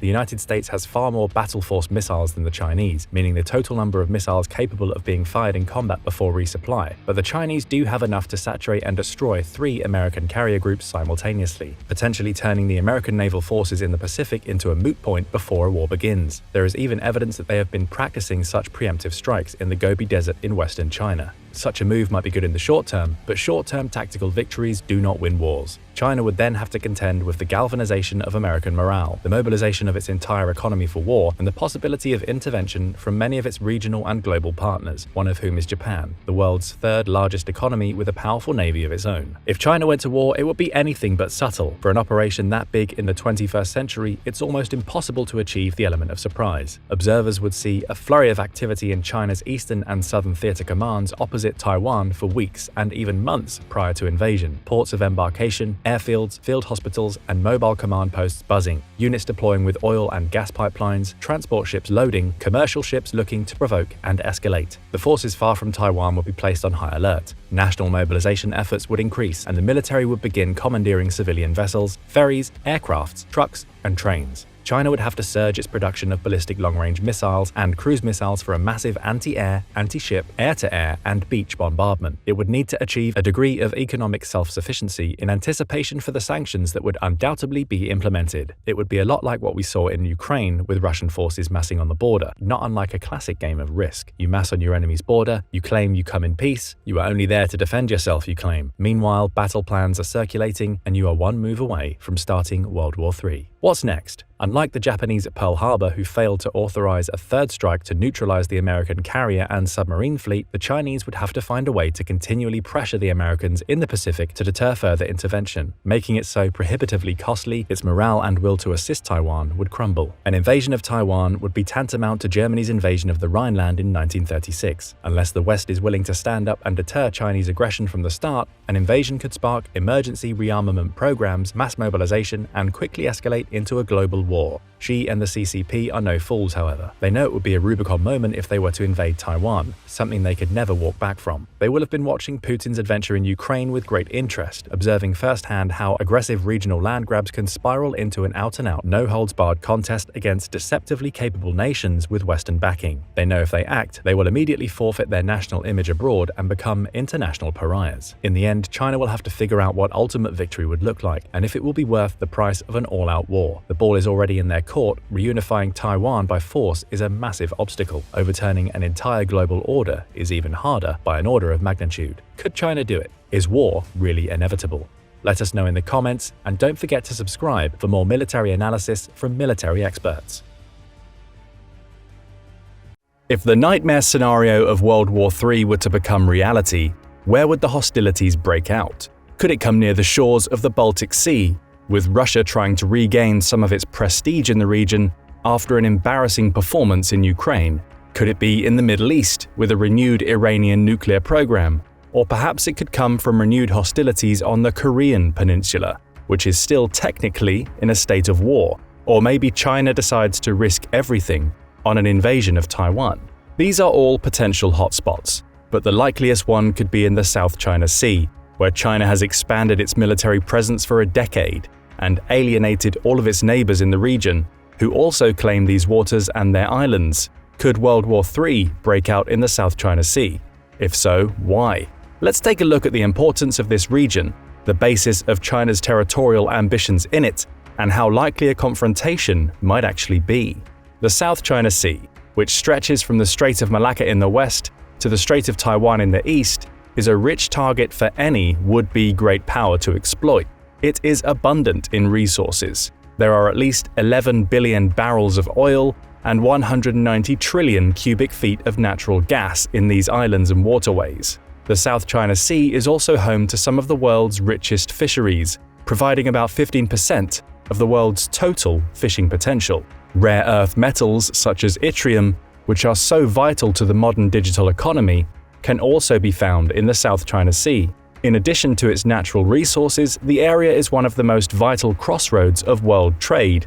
As of 2021, about $5.3 trillion, about 22% of annual global trade, passed through the South China Sea's shipping lanes, including 40% of the world's petroleum products, 60% of its maritime trade, and a third of the world's total shipping. Some of the world's biggest economies depend on this trade too. For example, 42% of Japan's total trade comes through this region. This is a rich prize for any aspiring superpower. When considering why China wants the South China Sea so badly, it is also important to note that it is a food-insecure nation. It depends heavily on foreign food imports. In 2017, China imported $104.5 billion worth of food and exported only about $60 billion. In terms of grain production, Chinese agriculture has achieved a 1-to-1 production to consumption ratio. However, it lags behind its rivals like the United States and Australia, which produce 1.4 times more grain than they consume. Additionally, China's economic growth has created a large middle class, with more sophisticated food demands, such as meat and dairy, which are more resource-intensive. It needs to import from foreign sources to fulfill the demands of its population. It does not help that China has a relatively low amount of arable land at 0.21 acres per capita. Environmental damage from decades of communist mismanagement makes matters worse. 15.5% of China's groundwater is so polluted that it cannot be used in any setting, and widespread soil contamination has destroyed millions of acres of otherwise arable land, especially in the country's southern provinces. Meanwhile, over 1 million Chinese hogs were slaughtered to contain the spread of African swine fever, and domestic pork production fell by 21.3% in 2019. Meanwhile, pork imports from the United States increased by 258%. To make matters worse for Beijing, even though China is the world's largest producer and exporter of fish, it is also still the world's third largest fish importer, and Chinese fisheries have been stressed by overfishing. In 2013, the Chinese leadership acknowledged that the country would require moderate imports of food to meet its consumption needs. In this light, it is not surprising that China would want to increase its food security. Seizing the fisheries in the South China Sea is only the most obvious method of expansion of its food production capacity. Controlling the shipping that is so vital to its food supply is a no-brainer for Beijing. China also became the world's biggest energy consumer in 2010. In 2013, China became the world's largest net importer of crude oil, and its energy demands have only grown in the decade since. It must remain able to access the South China Sea's shipping lanes to ensure this energy supply. Bottom line, whoever controls the South China Sea also controls its resources and the economies of the nations that rely on the shipping that goes through its waters. It is therefore not surprising that China made moves to expand its influence in the region when its military became more capable. How has China justified these moves? Beijing cites historical reasons. Its modern claims on 90% of the South China Sea's waterways are based on the so-called 9-dash line map. The map originated in 1947 when, in the aftermath of World War II, a Chinese cartographer named Yang Huairen drew a map of 11 dashes, which extended from the waters east of Taiwan through the South China Sea almost to Malaysia and up the Vietnamese coastline all the way to the Gulf of Tonkin. This map was drawn under the nationalist government which ruled the then Republic of China. 2 years later, the Communist Party of China, led by Mao Zedong, overthrew the nationalists and took control of the Chinese mainland. Mao subsequently redrew the map to 9 dashes and abandoned the claim on the Gulf of Tonkin, but the basic scheme remained intact. China tries to justify the 9-dash line's legitimacy on historical grounds. It claims that it was the great power in the area and had run the waters before it suffered from unjust imperialism at the hands of the Western powers and Japan in the 19th and early 20th centuries. Records of Chinese control and development of the Spratly Islands in particular supposedly stretch back to the 2nd century BC. More concrete Chinese claims come from the Cairo and Potsdam declarations during and after World War II. These supposedly had China reclaiming sovereignty in the South China Sea's islands. The formal peace treaty with Japan in 1951 and the San Francisco Conference statement in 1958 also had China reiterating that the South China Sea territory was its own. However, these claims were and are regarded as unfounded by the international community. The dispute in the South China Sea therefore gives credence to the realist theory of international relations, where self-interested states compete with one another in an anarchical environment. China's claim on the area are unrecognized, so it is asserting itself by force and daring anyone to try and stop its ambitions. After all, there is no policeman to call on in an international setting and no court of law with any real power beyond what states themselves give it, as we will soon see. The 11 and 9-dash line maps were of little consequence in the first few decades after they were drawn. China had suffered from nearly 150 years of invasion, civil war, and the famines and purges Mao imposed with the Great Leap Forward and Cultural Revolution. China was therefore in no position to enforce the claims of its 9-dash line. However, Beijing indicated early on that it was willing to use force to back up its otherwise spurious claims. In 1974, China seized control of the Paracel Islands from the then existing country of South Vietnam, killing more than 70 South Vietnamese troops in the process. The following year, the Vietnam War ended, and the country reunified under the North's rule, and the North inherited the claim to the Paracels, which it disputes with China to this day. The Paracels are relatively close to the Hainan Island, which is officially recognized Chinese territory. But as China got economically and militarily stronger after Mao's death in 1976, it got bolder in enforcing its claims further afield. In 1988, China and Vietnam fought in the Spratlys, and Vietnam again got the worst of the engagement, suffering the loss of 60 sailors and 3 ships. China also fought with the Philippines in the Mischief Reef incident of 1996, where 3 ships from the Chinese Navy fought a 90-minute battle with a Filipino gunboat in the Spratly Islands. However, China's modern posture in the South China Sea dates to 2012, when it unilaterally seized control of the Scarborough Shoal, a territory in the Philippines recognized exclusive economic zone. Standoffs and warning shots between China and the Philippines had occurred in 2011, but the situation escalated dramatically in April 2012. On the 8th, a Filipino Navy surveillance plane spotted 8 Chinese fishing boats in the Scarborough Shoal.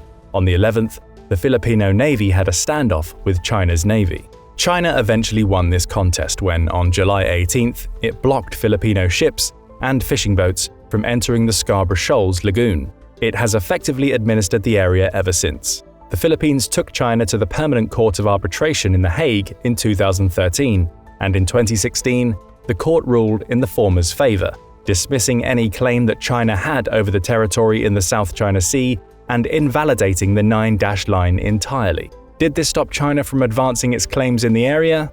You know the answer to that.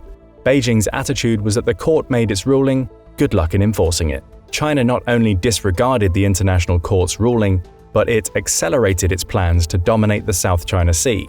From 2013 to 15, it began building artificial islands in its positions in the Spratly Islands. It soon began militarizing these areas. In March 2022, U.S. Indo-Pacific Commander Admiral John C. Aquilino announced that China had fully militarized at least 3 of the islands it had built several years earlier. These islands were Fiery Cross Reef, Mischief Reef, and Subi Reef. The new fortresses boasted airfields with fighter jets and which were even capable of hosting bombers. The islands also housed anti-ship and anti-aircraft missile systems. Laser and jamming equipment were also features in these islands. The military buildup came partially in response to the United States Freedom of Navigation Operations (FONOPs) in the area. These operations and China's response to them pose one of the biggest risks for war. In 2022, Aquilino was in the thick of the action. He spoke with the Associated Press reporters on a U.S. Navy reconnaissance plane, a P-8A Poseidon, that flew close to the Chinese island fortresses. Chinese military personnel contacted the plane and warned it to leave. China has sovereignty over the Spratly Islands, as well as surrounding maritime areas. Stay away immediately to avoid misjudgment. The American pilot responded like so: "I am a sovereign, immune United States naval aircraft conducting lawful military activities beyond the national airspace of any coastal state. Exercising these rights is guaranteed by international law, and I am operating with due regard to the rights and duties of all states." The implication was obvious. China claims that the islands it built are its territory and that it has the right to defend them. The United States says that they are not, and proceed under the assumption that they are not. Maintaining freedom of trade and navigation on the world's waterways has long been one of the United States military's primary missions. To maintain freedom of navigation in the South China Sea and deter China from growing even more aggressive there, the United States has conducted its FONOPs since 2015. These operations can take one of two forms. In the first form, they may simply be transit exercises. In the second, they may be explicit military exercises. The United States does not notify or seek China's approval when it conducts these operations within its supposed 9-line territory. In other words, the FONOPs are a direct challenge to China's claimed sovereignty in the South China Sea, showing that the United States regards these claims as nothing more than illegitimate bluster on the part of Beijing. This is a game of brinksmanship. Who will blink first? So far, it's been China, but there is no guarantee that that will continue forever. In its first FONOP on October 27, 2015, the destroyer USS Lassen came within 12 nautical miles of features in the Spratly Islands claimed by China, Vietnam, Taiwan, and the Philippines. Although the FONOP was technically designed to counter all of these expansive territorial claims, everybody understood who the real recipient of the message was supposed to be. Similar operations have taken place since then, and they have increased as the years have gone by. The Chinese Navy soon challenged America's FONOPs, and there have been numerous close calls. In 2018, there was a near collision between a US Navy destroyer and a Chinese warship when the latter tried to block the American vessel's path. This close call was avoided, but Chinese naval ships have become more aggressive in tailing and disputing the US Navy as it sails past what they claim are Chinese territorial waters and islands. The risk for escalation increases when one considers that ship captains have a relatively high degree of autonomy. For example, equipment failure might make a captain feel like his vessel is under threat. Faulty communications, equipment, or radars could present an incomplete picture of events, giving the ship's captain what he believes are limited options to protect the vessel and its crew. In such confusion, human nature tends to default to assuming the worst. There is precedent for a close call between the US and Chinese armed forces. In April 2001, an American reconnaissance plane collided with a Chinese fighter and was forced to make an emergency landing on Hainan Island. China detained the plane's crew for 11 days as Washington and Beijing blamed each other for the incident and disagreed over the terms of a resolution. Both sides tried to be accommodating, and the incident was resolved without too much controversy in the end, to the point that it's nearly forgotten today. If a similar incident occurred now, the story could be very different. Understandably, this prospect makes military and foreign policy experts nervous. Some have called for an end to the US military's FONOPs in the South China Sea, arguing that they have failed and that the risks exceed the benefits. They argue that the cost of upholding international norms through military means has increased to a level that is too high and that the American public would not be willing to pay. Instead, these experts argue that the United States should use economic leverage to force China to change its behavior.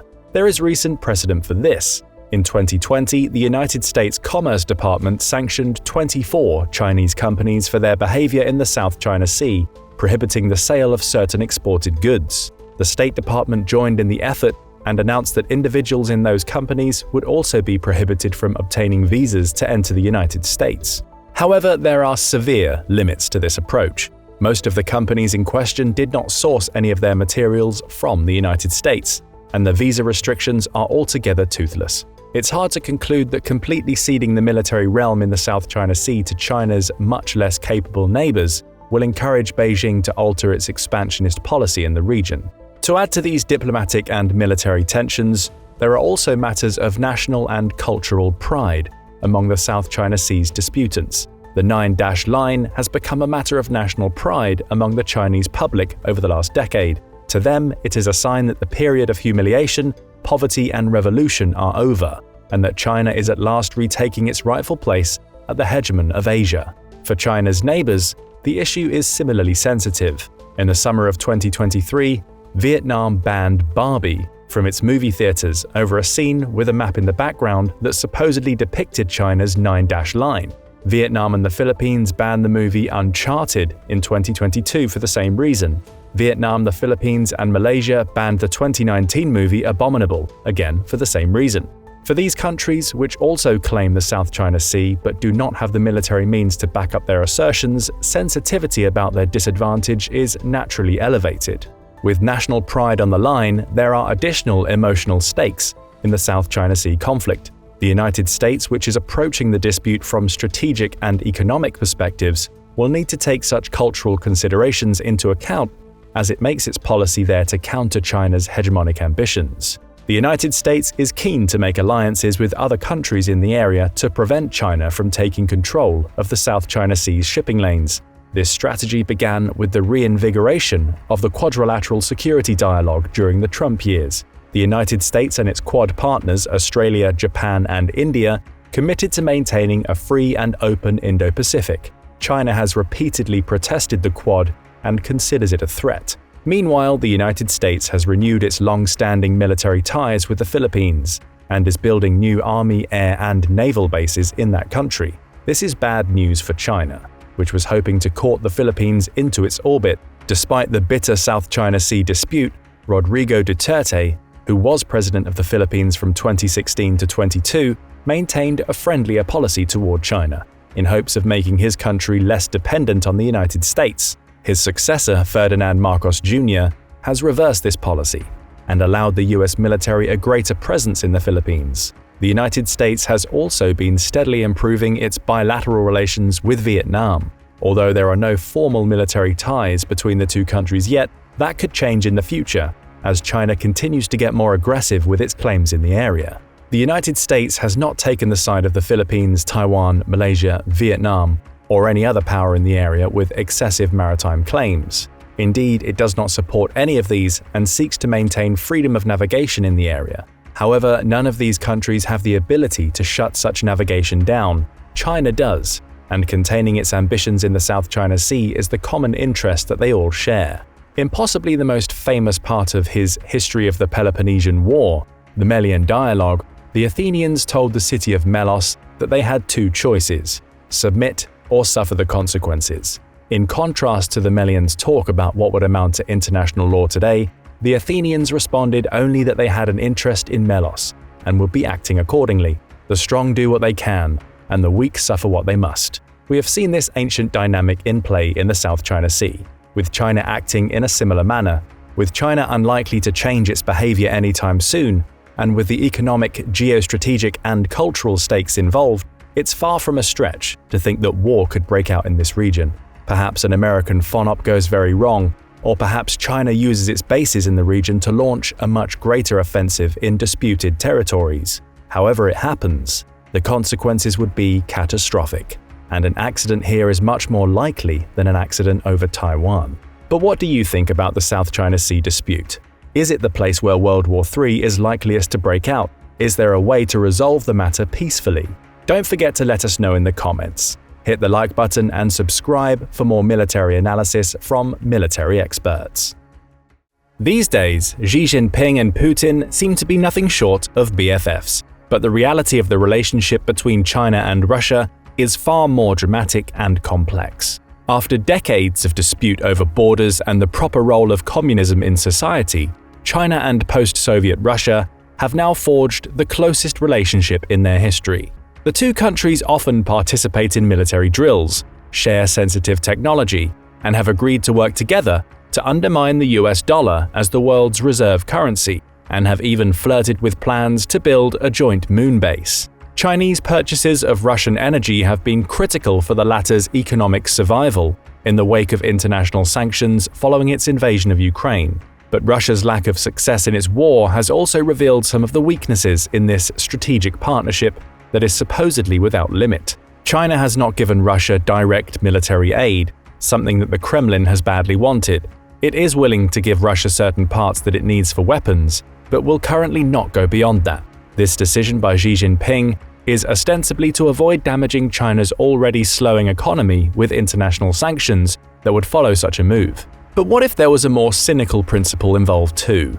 What if it wouldn't be all that bad for China if its now undeniably junior strategic partner were to lose the war in Ukraine? Let's look at some of the reasons why Beijing might not be all too upset about a Russian defeat.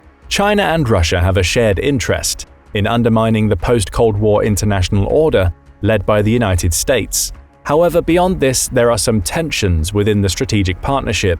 Moscow and Beijing have long had border disputes that have at times turned deadly. Border skirmishes broke out in 1969, for example. Although the border dispute was supposedly settled in a 2005 agreement, there are still some tensions. On Valentine's Day 2023, the Chinese Ministry of Natural Resources issued a mandate that 8 cities in Outer or Russian Manchuria, including Vladivostok, should be known by their original Chinese names on future government maps. In Chinese government documents, Russian Vladivostok will now be known as Haishenwai. This move may have been in response to a 2020 message by the Russian embassy to China on Weibo, the Chinese equivalent to X, formerly Twitter, about the 160th anniversary of the founding of Vladivostok. However, Vladivostok had once been Chinese territory and was acknowledged as such by the 1689 Treaty of Nachinsk between Tsarist Russia and the Qing dynasty. Then, during China's weakness in the 19th century, the former forced the latter to sign 2 treaties that granted Vladivostok and the rest of Outer Manchuria to Russia. The 2005 border agreement acknowledged the 19th century borderlines. Up until now, Beijing had an interest in abiding by those borderlines no matter how historically resentful it was to the Chinese leadership. But a Russian defeat in Ukraine would give China more leverage to reassert those old territorial claims and insist on restoring the old 1689 border, especially if the Russian military were to be completely depleted. Reclaiming these lost territories would be beneficial to Beijing in other ways too. For example, if China could retake the southern part of the Khabarovsk Krai in Outer Manchuria, its border would reach the Sea of Japan and the Sea of Okhotsk. Geostrategically, this acquisition would help to mitigate China's being surrounded by the First Island Chain, a set of countries friendly to the United States that stretches from Japan to Indonesia. The First Island Chain creates several choke points that permit the United States and its allies to cut off Chinese shipping, such as the Malacca, Luzon, and Miyako Straits. About 60% of China's energy imports come through these shipping lanes, and if hostilities were to break out over Taiwan, let's say, a blockade by the United States and its allies would destroy the Chinese economy. Securing Outer Manchuria would permit China to seek alternative shipping lanes to the north. Outer Manchuria also has abundant resources. Plentiful hydrocarbon reserves are there, and since China is a country heavily dependent on foreign energy imports, it would naturally desire to produce as many domestic sources as possible. The area is also rich in water, which China desperately needs, as many of its water sources have been polluted by decades of communist mismanagement. The weather is also taking its toll. Years of drought have stretched water reserves further. Some of China's rivers, like the Yangtze, which provides water for more than 400 million people, are losing volume. Between 2018 and 2022, water flows along the Yangtze's main route were 50% below the average. In August 2022, Chinese authorities were forced to discharge 980 million cubic meters of water from reservoirs to replenish the river, and the drought meant that 780,000 people needed government support. Yet, despite the contracting supply, demand is increasing. By 2030, China's demand for water will surpass 800 billion cubic meters. Historically, water shortages have been a cause for war, and China's water problems have made its neighbors like India and Vietnam, which it already has frosty relations with, nervous. Perhaps Russia will need to be added to the list as the war in Ukraine continues without any notion of victory in sight, and with China seeing more and more opportunity to capitalize on its weakened strategic partner. Although China has a historical basis to claim Outer Manchuria, there are other territories further to the north that could prove even worthier for Chinese interest. Outer Manchuria is only part of the Russian Far East. This region is sparsely populated but has many valuable resources. In 2019, Russia launched its 3,000-kilometer-long Power of Siberia pipeline. The pipeline sends natural gas from fields in the Russian Far East directly to China. For China, securing control of the region, its resources, and its infrastructure would go a long way to making it energy self-sufficient. Overall, China is investing more heavily in the Russian Far East than the Russian government itself is. For example, it's pledged to spend $28 billion on developing 13 ports and has already spent $14.7 billion on agricultural projects in the region. China is also sending its nationals into the Russian Far East in great numbers. whether the migration is legal or not. Some demographers predict that in 20 to 30 years, there will be more Han Chinese people in the area than ethnic Russians, and there is already tension between the more established locals and the new arrivals. We saw hints of this in 2019, when Siberian authorities had to halt the construction of a bottling plant on Lake Baikal, the world's largest freshwater lake that has nearly 20% of the world's surface fresh water. Locals feared that the China-owned Aquasib company's plans to bottle 190 million liters of water per year and send them to a thirsty Chinese marketplace would drain the lake. Nearly 1 million people signed an online petition against the plant by the middle of March 2019. One local quoted by the New York Times said of the plant, "If we let them, the Chinese will take over. They will just steal all the money and the local people will get nothing." Locals back then were also saying that Chinese tourists referred to Lake Baikal by its ancient Han name, the Northern Sea. It was a sentiment that anticipated the Chinese Ministry of Natural Resources map 4 years later. Additionally, the Russian Far East is a gateway to the Arctic. China has had long Arctic ambitions and has called itself a near-Arctic state. China covets greater influence in the Arctic because of the region's natural resources. These include hydrocarbon reserves, minerals, and fisheries, the latter of which China has severely depleted near its home waters due to overfishing. In addition to being an energy-insecure nation, China is also food insecure, and seizing valuable fishing spots is one of the reasons for its aggressive expansion into the South China Sea. For China, where fish is in high demand, these Arctic fisheries would be extremely valuable. Additionally, China views the Arctic as a potentially useful military and technological testing ground, and its ability to project hard power there would give it greater leverage in its negotiations with the United States. China has invested $90 billion in Arctic Circle-related projects since 2003. In 2018, Beijing announced plans to develop a Polar Silk Road.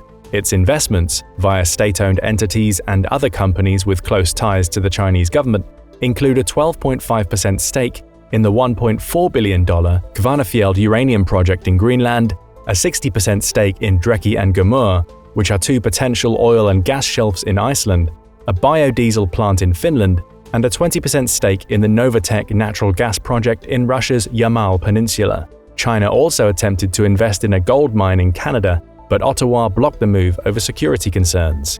An annexation of the entire Russian Far East would be enormously beneficial for China in terms of resources and geopolitical strength. But that's not the only potential point of contention between these supposed unlimited strategic partners. Central Asia is a point of contention as well.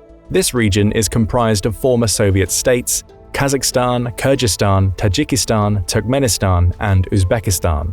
Although the Soviet Union has collapsed, that didn't mean the end of Moscow's involvement in the region, and it has always considered itself the area's preeminent power. Despite their proximity, these countries are economically isolated from each other, which works to Russia's advantage since they were heavily dependent on remittances from Russia before its invasion of Ukraine. However, Beijing has increasingly muscled in on Moscow's former prerogative in recent years. The region is critical for the success of China's Belt and Road Initiative, as it sits on the crossroads between East Asia and Europe. Xi Jinping has also planned to use the region as a gateway to Pakistan and the Indian Ocean. All of the countries in the region have signed a memorandum of understanding related to the Belt and Road Initiative, and all but Turkmenistan are members of the Asian Infrastructure Investment Bank.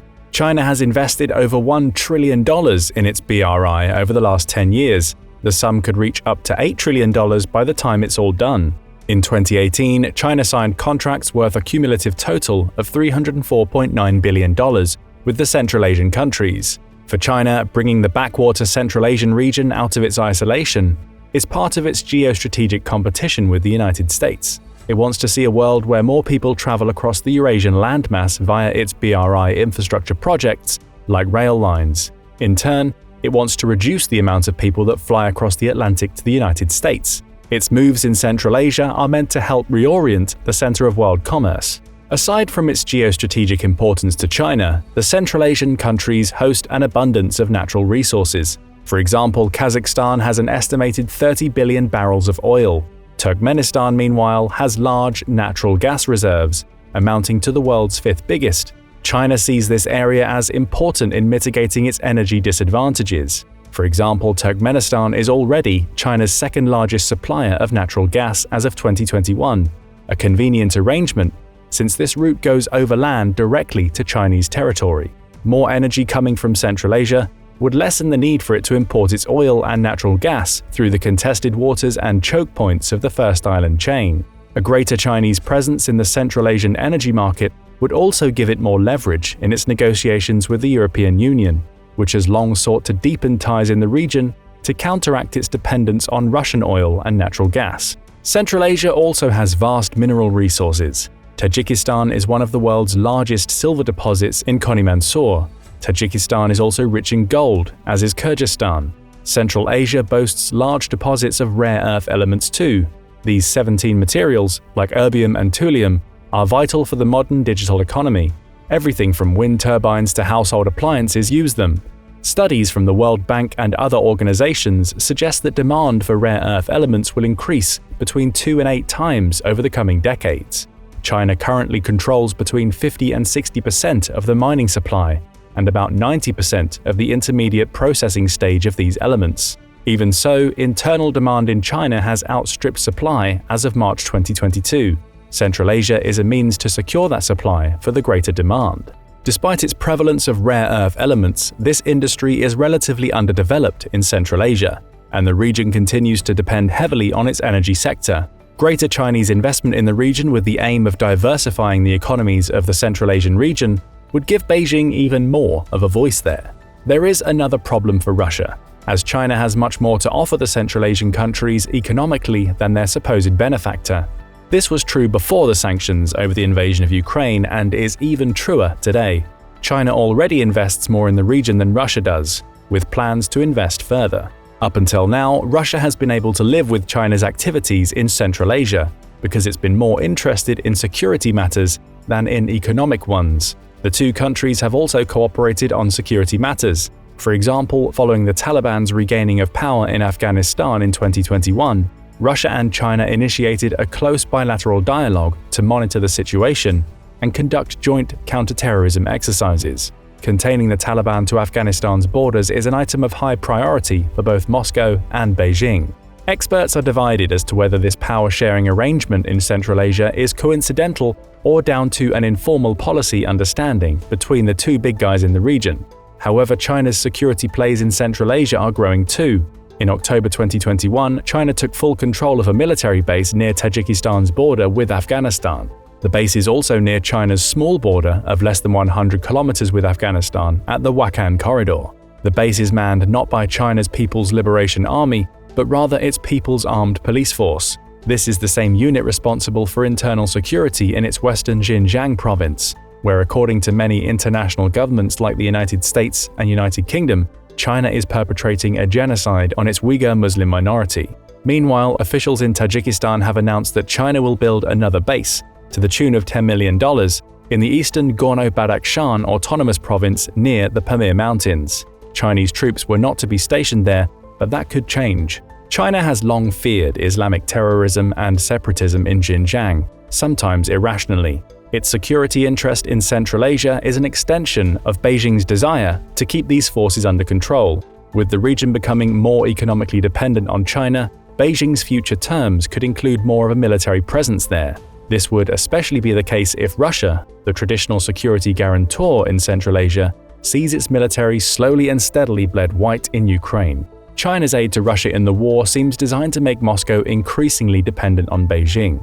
China has become the world's largest importer of Russian energy, and this has been critical for the latter's ability to make up at least some of the shortfall coming from the Western sanctions and loss of the European market. But this is not altruism on part of the Chinese. China is using its currency, the yuan, in most of its purchases. As a result, total Russian exports being conducted in yuan jumped from 0.5% prior to February 22 to 14% in October 2023. This arrangement is convenient for Beijing as it strengthens the yuan. It's not so great for Moscow, as the Chinese energy purchases are steadily leaving Russia with a huge amount of yuan reserves that are of limited use on the global market. This reality makes Russia even more dependent on China, because it won't be able to make many international purchases with its vast yuan stockpile. The only country that will unhesitatingly take that currency is, you guessed it, China. Meanwhile, what passes as China's military aid seems designed to keep the war a prolonged dispute. The parts and other equipment China is supplying to Russia has so far been enough to prevent its military from being defeated outright, but it's not enough to tip the scales in favor of its supposed strategic partner. In March 2023, Xi Jinping met Vladimir Putin in a summit in Moscow. He did not pledge increased military aid to Russia, which Putin strongly desired. China did release a 12-point peace plan at the meeting. Point 10 was favorable to Russia, as it announced China's opposition to unilateral sanctions unauthorized by the UN Security Council. This is convenient since China and Russia have 2 of the 5 permanent seats on that body with the associated veto power. The rest of the peace plan was vague, however. Conveniently vague for China. The first point of the plan about national sovereignty said that the sovereignty, independence, and territorial integrity of all countries must be effectively upheld. The statement further encouraged all countries to follow international norms. The statement and the rest of the plan did not mention Russia's supposed annexation of the territories it occupies in eastern Ukraine. Does China recognize these new territories or not? No one knows, presumably including Putin. Instead, China encouraged further dialogue to end the war, secure supply chains, keep nuclear power plants safe, and honor the agreements signed by Russia, Ukraine, Turkey, and the UN on the export of grain through the Black Sea. With Russia withdrawing from this agreement later in the year, and with its threats to the Zaporizhzhia nuclear power plant, these statements are at least not as encouraging as Vladimir Putin would have liked. It seems there are limits to the supposed no-limits partnership after all. China's position on Ukraine is deliberately vague, in order to give it the biggest advantage. Long before the invasion of Ukraine, China had become by far the stronger of the 2 parties within the partnership. Now it's making Russia much more dependent on its market, while it gets to keep its options open. If Russia somehow manages to eke out something it can claim as a victory in Ukraine, or at least doesn't lose, China gets to benefit from the new status quo, as victory for the Kremlin will be Pyrrhic. Sanctions will be unlikely to lift anytime soon, and China will be able to capitalize on Russia's isolation. Perhaps one day it will force Russia to support everything it does in Central Asia, or grant it vast privileges in the Russian Far East. More dramatically, China could one day claim that it must march into the historical or now majority ethnically Chinese territories in the Russian Far East to protect them, using the exact same justification that Russia used to invade Ukraine. This is less likely, but it wouldn't be the first time that China made outrageous territorial claims and used military force to secure them. All in all, China and Russia are like-minded authoritarian countries who want to expand their clout at America's expense. However, as Russia weakens while China becomes stronger in their relative balance of power, it would not be surprising to see Beijing play its newfound strength to the hilt. As the Kremlin is already learning, there is a high price to be paid for friendship with the Chinese Communist Party. But what do you think? Will the war in Ukraine leave Russia vulnerable to Chinese ambitions? Could China one day treat its supposed strategic partner as a vassal state, or even seize its territory? Don't forget to let us know in the comments. Also, don't forget to hit the like button and subscribe for more military analysis from military experts. What do Ukraine and China have in common? Let's start with geopolitical significance. Both China and Ukraine hold strategic geopolitical importance. China is the world's most populous country, with a population of approximately 1,426,000,000 in 2023, and the second largest economy, preceded by the US. Ukraine, on the other hand, is the second largest country in Europe by land area, with a total area of approximately 232,900 square miles. This means that the second largest country in Europe is roughly 28 times smaller than Europe's largest country, Russia, which spans an area of roughly 6,606,000 square miles.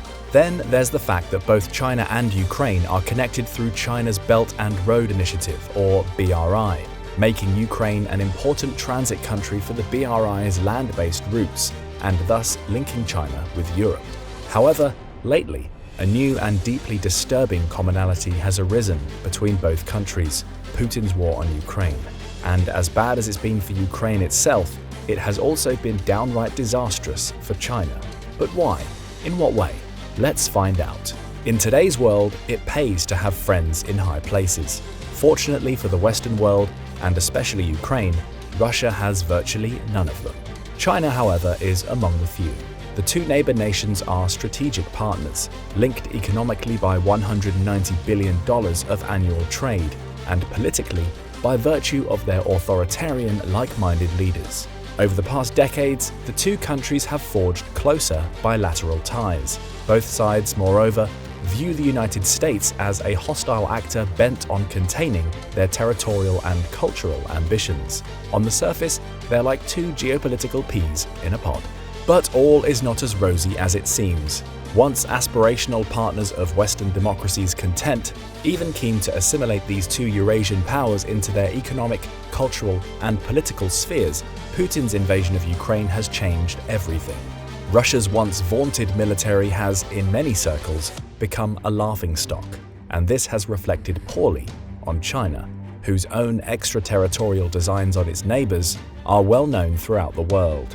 Most peace-loving nations today view both as a threat, though certainly not on equal levels. One US official perhaps summarized it best: Russia is a hurricane. It comes on hard and fast. China, on the other hand, is climate change. Long, slow, pervasive. Today, China continues to foster close relations with Putin, even though the Russian president headlines the International Criminal Court's arrest warrant list. It's a bad look. But the PRC isn't willing to throw the Kremlin out with the bathwater just yet. Today, we'll discuss why they might want to reconsider that decision, and just how Russia's reverses in Ukraine may influence China's strategic calculus moving forward. Putin's illegal war has been an eye-opening experience for the world. China, as we all know, harbors territorial claims on Taiwan, its independent island neighbor. As such, the United States, Taiwan, and the vast majority of the civilized world place China's ambitions in the same category as Putin's toward Ukraine. Ever since Russian forces stormed across the border in February 2022, the United States and its allies kept a closer eye on China. If the Ukrainian invasion went as well as many thought it would be fair to assume China might feel empowered to attack Taiwan, especially as Europe and the US were distracted by Russia. We can safely say now, over a year in, and knowing what he knows about the complexities of modern joint and combined arms warfare, Xi would have to be stupid to authorize an unprovoked amphibious invasion of Taiwan. So far, there's only one dictator dumb enough to do that, and look how that's going. With each passing day, the PRC is witnessing Russia sink unfathomable amounts of blood and treasure into an almost unwinnable war of attrition. In the wreckage of Bakhmut, the atrocities of Bucha, and the discontent growing in the hearts of babushkas far and wide, China's leadership sees its future plans of easily seizing Taiwan slipping away. War is a hard teacher. For now, China may be content to sit back and learn all it can, while it can. Why then has Putin's invasion become a disaster for China's future plans? Let's dive in. No matter how you cut it, almost every lesson in Ukraine spells bad news for China. So far, China has adopted a unique, long-term, over-the-horizon strategic approach in its posture towards Taiwan. Its primary tactic has not been as in-your-face as you would expect from a rising superpower accustomed to throwing its economic and cultural weight around. But militarily, China has adapted something called gray zone operations to achieve its strategic ends. Gray zone operations are just like they sound, actions on the spectrum between peace and war. These small, compounding confrontations are not designed to escalate into a full-scale war, but they certainly can. They tend to be employed by powerful actors bent on achieving objectives that ordinarily might be illegal or too difficult to do all at once, and often take a variety of forms. These can include cyber attacks or covert espionage, political propaganda and misinformation campaigns, election rigging, economic warfare and sanctions, proxy wars, and the funding of destabilizing insurgencies, or the gradual weakening of alliances and partnerships. One of China's preferred tactics is to slowly increase the number of times it flies into Taiwan's Air Defense Identification Zone, the internationally recognized airspace around the island, until it almost becomes normal. Along with this, China has recently sent more and more vessels up to and even over the Taiwan Strait median line, demarcating the boundary between both countries. It has deployed men and material onto smaller island chains, man-made and otherwise, in the South China Sea to intimidate and pressure their neighbor. It harasses foreign vessels traversing these waters too, as a Chinese naval vessel recently did to a Philippine Coast Guard patrol just 105 miles off its own coastline. Grey zone operations take place independent from one another, on different days, at different times, just infrequently enough for the world to forget about them in our 24-hour news cycle. It's pretty smart. If China did everything at once, the world would label it as even more of a belligerent and untrustworthy actor than it already does. Collectively, these acts normalize displays of Chinese power, chip away at Taiwan's defensive resolve, condition the West into accepting higher levels of belligerency, and set China up for its ultimate aim. For anyone paying attention, the world has seen this type of behavior before. Vladimir Putin utilized grey zone tactics prior to and during its first invasion of Ukraine in 2014, dispatching mercenaries and Russian forces in anonymous green uniforms with no markings to do his bidding, destabilizing the local government and paving the way for Russia's annexation of Crimea. Putin told everyone he had no idea who these little green men were, as if.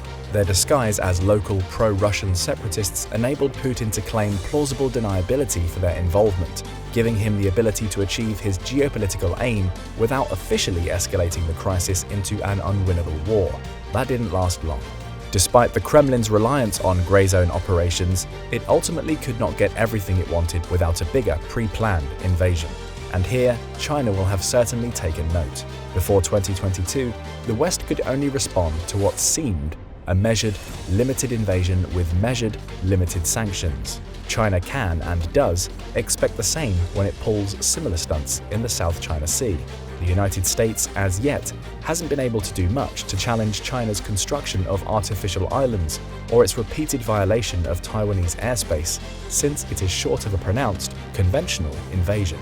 China can harass and weaken Taiwan in limited ways and still not be seen as overt aggressors. The West can apply economic, political, and diplomatic pressure, but China has weathered this type of response for decades now.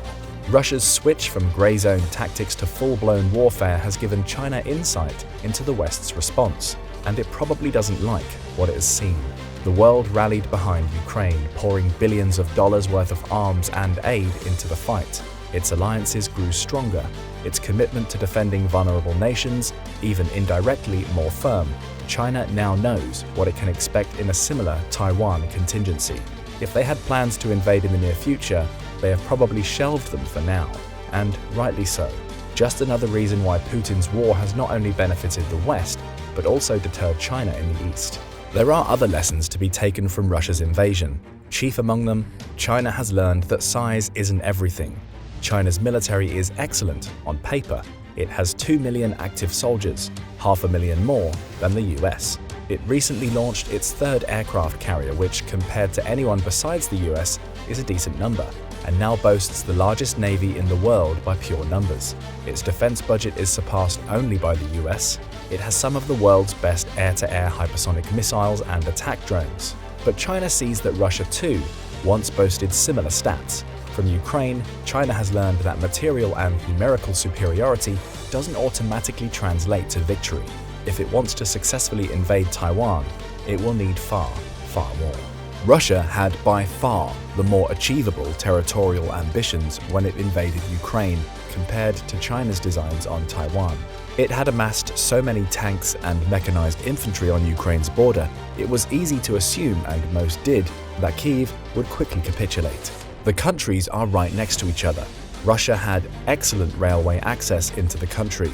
Save a few key waterways, Ukraine lacks natural defensive features. Russia even had a friendly partner in Belarus, whose territory it used to stage its attack. China would have to surmount a logistical Mount Everest if it commits to a similar invasion plan in Taiwan. Amphibious operations are among the most difficult to pull off, combining the intricacies of air, land, and sea warfare and the logistical challenge of transporting vehicles, men, and weapons across open water to contested shores. China has to cross the 100-mile-wide Strait of Taiwan first and foremost, a span in which it will be vulnerable to barrages of artillery and anti-ship missiles. If the fate of the Moskva, the flagship of the Russian Black Sea Fleet, is any indication, Modern anti-ship missiles can in fact exercise a massively disproportionate influence over the battlefield. When it gets onto the island of Taiwan, assuming it can actually establish a beachhead, it will have to establish and sustain huge stockpiles of supplies shipped over in secure convoys, defend itself from what will undoubtedly be an onslaught of Taiwanese artillery, and withstand any counterattacks that come. Superior numbers may not be enough to win out. Ultimately, the outcome of Russia's invasion is bad news for China for this one simple reason.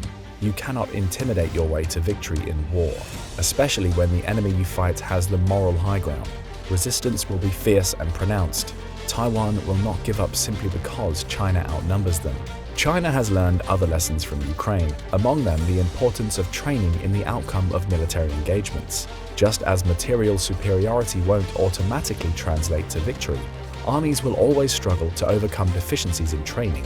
It is an indisputable fact that Ukrainian troops are far better trained than their Russian counterparts, mercenary, conscript, or otherwise.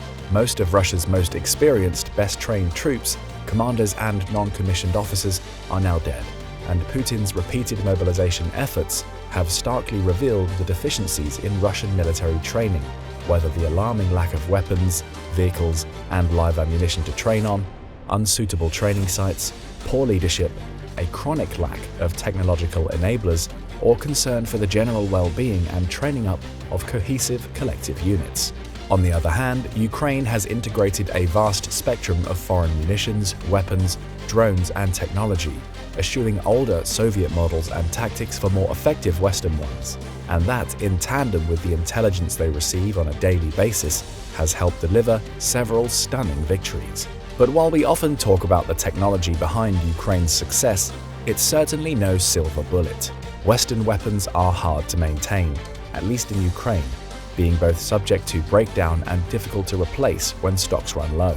In this discussion, we tend to forget the human element, how hard it is to deploy and use modern weapons effectively. Among other things, Ukrainian troops are road testing real-time online information and networking systems, drone jamming guns, and maritime remote-controlled kamikaze boats, Western systems that take a real know-how and expertise to operate within a combined arms setting. They are improving their intelligence and surveillance gathering efforts. They are becoming experts at psychological warfare, joint operations, and sustainment logistics. It's been a whirlwind crash course, to say the least. But they have not worked alone. As far back as 2014, Ukrainian officers were receiving Western training, especially from the United States, Great Britain, Canada, and other European nations. As early as 1993, Ukrainian armed forces were training in the US through the United States National Guard's State Partnership Program, learning to deliver mission-type orders, empower Ukrainian soldiers to make on-the-fly battlefield decisions, and using realistic combat exercises to hone the skills and wartime resilience of Ukrainian personnel. More recently, tens of thousands of Ukrainian officers have received crash courses in modern joint war fighting in Britain, Germany, Poland, and as part of the US Army Europe's Joint Multinational Training Group Ukraine, a blended task force of Americans, Poles, Lithuanians, Brits, Canadians, and other soldiers established in 2015 to mentor and advise Ukrainian battalions in the art of combined arms warfare. These train-the-trainer programs, arguably more than the weapons and munitions themselves, are conferring Ukraine a distinct battlefield advantage. The bad news for China is that Taiwan joined a similar US-led program in 2022 and have been integrating Western-built weapons systems far longer than that. Every day that goes by, their military will glean lessons from the best forces in the world, making an invasion that much harder to pull off. Speaking of lessons, it is a well-known fact that Russia underestimated the extent to which Ukraine would receive Western assistance after it was invaded, and China now knows that even if the United States, its allies and partners do not expressly commit hard military power to fight side by side with Taiwanese forces in the event of an invasion, it can be sure that the likelihood the Western world will assist Taiwan in some way is extremely high. Geographic distance from an international hotspot no longer hinders the degree of foreign aid or the level of intervention in the way it once did. Even though a vast Pacific expanse separates Taiwan from the United States, it would still send crucial military and humanitarian aid if China invades. Witnessing the astronomical sums of money donated by NATO member countries to Ukraine will send shivers down Xi Jinping's spine. Thanks to Russia, the West is once more alert to the tangible threat of authoritarianism. Gone are the days of ambivalence or neutrality when it comes to ensuring territorial integrity. China's hopes of the United States staying aloof from a Taiwanese confrontation are long gone. The US has proven willing to send state-of-the-art tanks, high-tech weapons, and advisors to help Ukraine, currently facing its second most pronounced national security threat. We predict it will offer the same assistance, if not more, to Taiwan. This leads to another reason why Russia's experience should send warning signals to China. Just as it has drawn insight from the West's reaction to Russia's invasion, it must recognize that the West, too, has been learning what works and what doesn't when countries threaten to invade their neighbor. China may have taken some confidence from the initial response to Russia's decision to amass troops on Ukraine's border. The West could only threaten to proportionately punish Russian aggression in the vaguest terms, since, technically, it was all still hypothetical. The threat and implementation of economic sanctions was serious, but far from insurmountable. Russia had hoped to win the war quickly and incorporate Ukraine's vast resources and manpower, thus shielding itself from the worst effects of sanctions. Yes, they might temporarily make average Russians uncomfortable in the short term. The long-term strategic benefits of a rapid, decisive victory, however, couldn't be ignored. Once the war was over and Russia controlled Ukraine, it's fair to say that Russia might be able to slowly reduce the impact of sanctions and re-engage in dialogue with the West, as it had after it invaded and annexed Crimea in 2014. In a perfect world, China foresees a similar outcome for its own invasion. But Russian setbacks have shown that once the war spirals out of control and the aggressor finds itself on the losing side, the West will move from mere sanctions to deterrence through denial, deploying rapid response troops to the region to prevent things from escalating further as a preventative measure. Because the threat of sanctions was not enough to stop Russia from invading, and when they were implemented they did not alter Russia's behavior to the extent many had hoped, it is possible the West will simply double down on not only arming Taiwan with the weapons and training it needs ahead of time, but redoubling its own presence. This is what Japan, Australia, and other Indo-Pacific nations have already been doing for months now. You can be sure China would much rather deal with sanctions than the latter. Another takeaway is actually a corollary to the idea that the West will go beyond the threat of sanctions. It is the idea that even if sanctions are slow, they do eventually work. China is in an entirely different weight class economically than Russia. US and European officials are well aware that the potential implications of sanctions on China is a far more complex exercise than sanctions on Russia, given US and allies' extensive entanglement with the Chinese economy. At least that is according to Nazak Nikaktar, a former senior US Commerce Department official.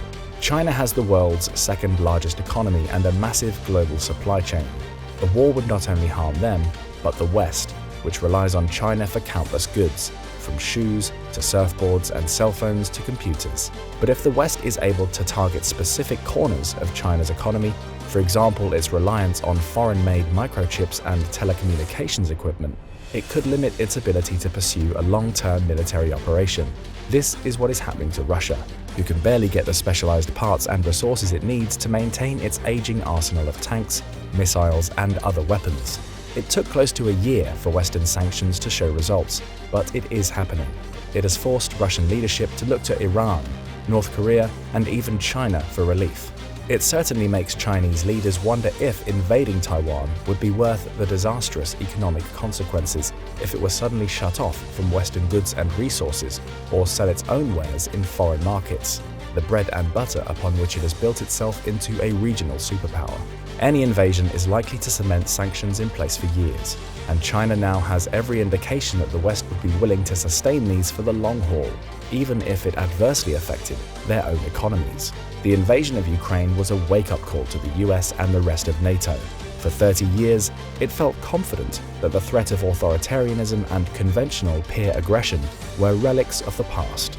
A false sense of security lulled the West into believing it could retrench its security commitments and focus inward on themselves.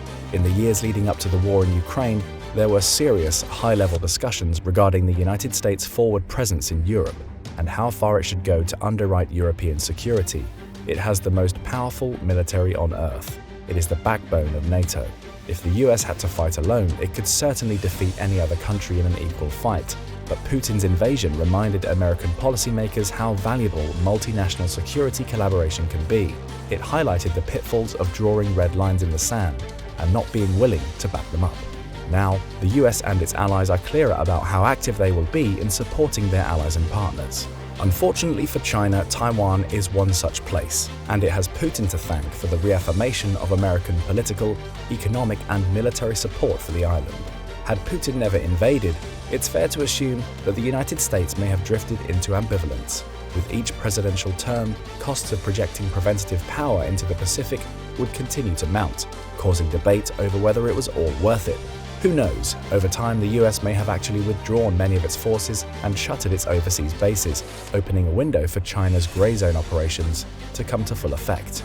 Now there's little chance China will get away with this type of behavior without serious repercussions. The US will keep a closer eye on China to ensure it doesn't try to mobilize an invasion force. If it does, it should take heed of one final lesson from Russia. If an invasion goes wrong, you can kiss your power and influence goodbye. Today, almost everyone across the globe besides Russia itself knows Putin's military is nowhere near as powerful as he made it out to be. Invading an independent, freedom-loving neighbor is a perfect way to turn the entire world against you. Failed invasions are tickets to infamy. They are permanent marks of discredit, disgrace, and disrepute. Russia has long since lost control of the narrative of benign liberation it touted as its primary aim. NATO has become more united and emboldened, and all from a failed invasion. If China launched its own invasion and failed, it would undoubtedly witness its hard-earned influence and prestige throughout East Asia and even beyond fade away. America's closest regional allies in the Indo-Pacific remain closely tied to China in some form or another, but if China invaded and embarked on a long, drawn-out war, it would see its regional influence shrink relative to its enemies. Just because a country is a major power does not mean the world can't live without it. Just ask Putin. Putin's invasion of Ukraine has been an unmitigated disaster for China. The powerful Eurasian alliance it once hoped to forge with its Russian ally is now severely unbalanced. The world is a completely different place than it was a year ago. Just as the West has wised up to authoritarian threats, China has learned that an invasion would be met with stout Taiwanese resistance and long-term Western support. Power on paper does not guarantee success. But what do you think? Will China decide to invade Taiwan despite the obvious risks? Let us know in the comments, and don't forget to subscribe for more military analysis from military experts. Will Vladimir Putin and Xi Jinping become the world's next power couple? At this point it's hard to tell, but one thing's for sure, they have been and still are spending a lot of time together, and it's terrifying. In October 2023, Vladimir Putin made a now rare trip beyond Russia's borders. After the invasion of Ukraine, Russia's dictator has been largely isolated from the world stage. This is especially so since his indictment by the International Criminal Court for war crimes of unlawful deportation and transfer of children from the occupied areas of Ukraine. Following this indictment, any country that is a member of the ICC has the duty to arrest him should he step foot on their soil. There is one country that's safe for him to go though, the People's Republic of China. It was there that Putin went to participate in China's Belt and Road Forum, where he would be the leading guest. In his second face-to-face meeting with the Chinese dictator Xi Jinping this year, Putin praised his dear friend. Meanwhile, in his own speech, Xi declared his opposition to geopolitical rivalry, economic sanctions, coercion, and decoupling supply chains. Meanwhile, Putin said, Russia and China, like most countries of the world, share the desire for equal, mutually beneficial cooperation in order to achieve universal, sustainable, and long-term economic progress and social well-being, while respecting the diversity of civilization and the right of each state to its own developmental model. These are not mere buzzwords on the part of the two leaders, but statements of their vision for a new world order. But what is the new world order? Let's explore the relationship between China and Russia, Xi and Putin, what their goals are, what it means for the world, and whether this strategic partnership can pose a true challenge to America's global leadership. Since taking power in 1999, Vladimir Putin has made 16 visits to China. Meanwhile, after Xi Jinping became China's dictator in 2012, he has made 9 visits to Russia, more than any other country. The The two men have met over 40 times during the last decade. Putin and Xi are like-minded leaders. Both men have presided over periods of authoritarian backsliding within their respective nations. They also share similar worldviews and foreign policy goals. Even when the cameras aren't on, it's reported that the two dictators have a good personal relationship. The two men have often called one another friends, and while this might be standard fare diplomatic language, Xi is not usually as complimentary of foreign leaders as he is with Putin, who he referred to as his best friend at a meeting in 2019.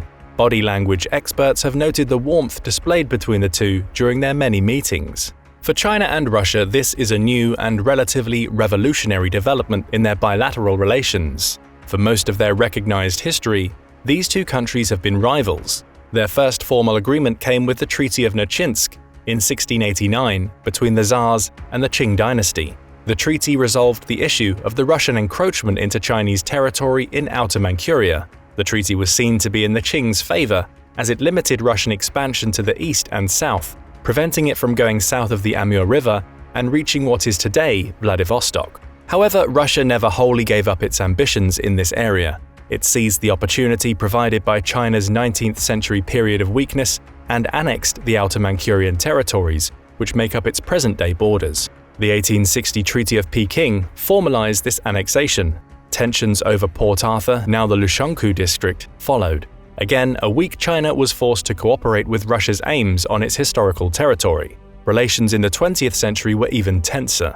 In 1929, the Soviet Union fought the then Republic of China for control of the Chinese Eastern Railway in Manchuria. Succeeding in the effort, relations improved when the Chinese Communist Party seized power in 1949, resulting in a formal military alliance between the two largest communist countries. However, they quickly deteriorated again after Joseph Stalin's death. The alliance ended in 1961. In 1969, a 7-month border war broke out in the Far Eastern areas that had been under dispute for 3 centuries. The border issue was not fully settled until the 2000s. Aside from these border tensions, the two countries often sniped at one another over ideological disagreements. For example, China accused the Soviet Union of having a phony commitment to communism. Things are radically different today. The Soviet Union's collapse led to the era of American hegemony on the world stage, a reality that neither country was fond of but had no power to do anything about individually. To make a change to the international order, both would need to swallow their pride.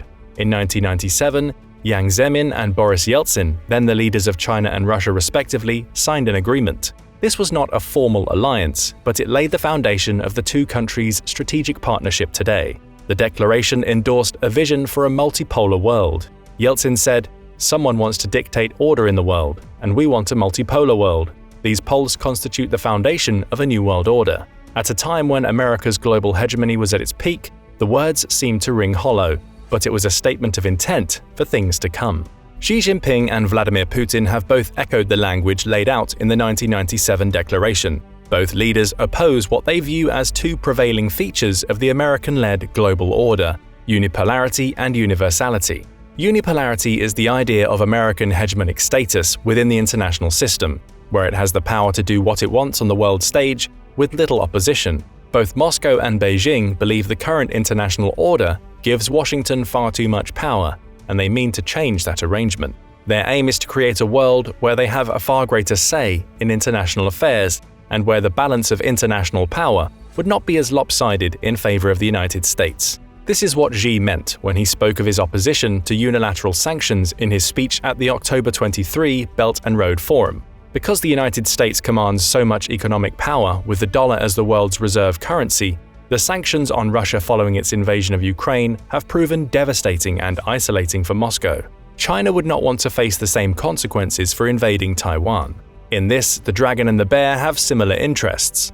A multipolar world would not have one superpower, but a series of great powers balancing against each other. This arrangement has been the historical norm.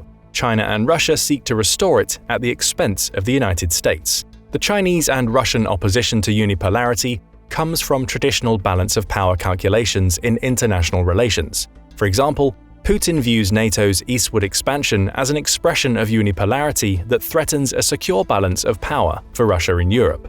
This is partly why he went to war in Georgia and Ukraine to prevent them from becoming members. Their sovereignty and right to self-determination were not things on his mind. As we will see in a moment, he considers these concepts an extension of Western philosophical norms that he does not recognize as valid. Xi and Putin's opposition to what they call universality is more ideological, and arguably gives the strategic partnership a more solid basis than if it were based purely in terms of self-interest.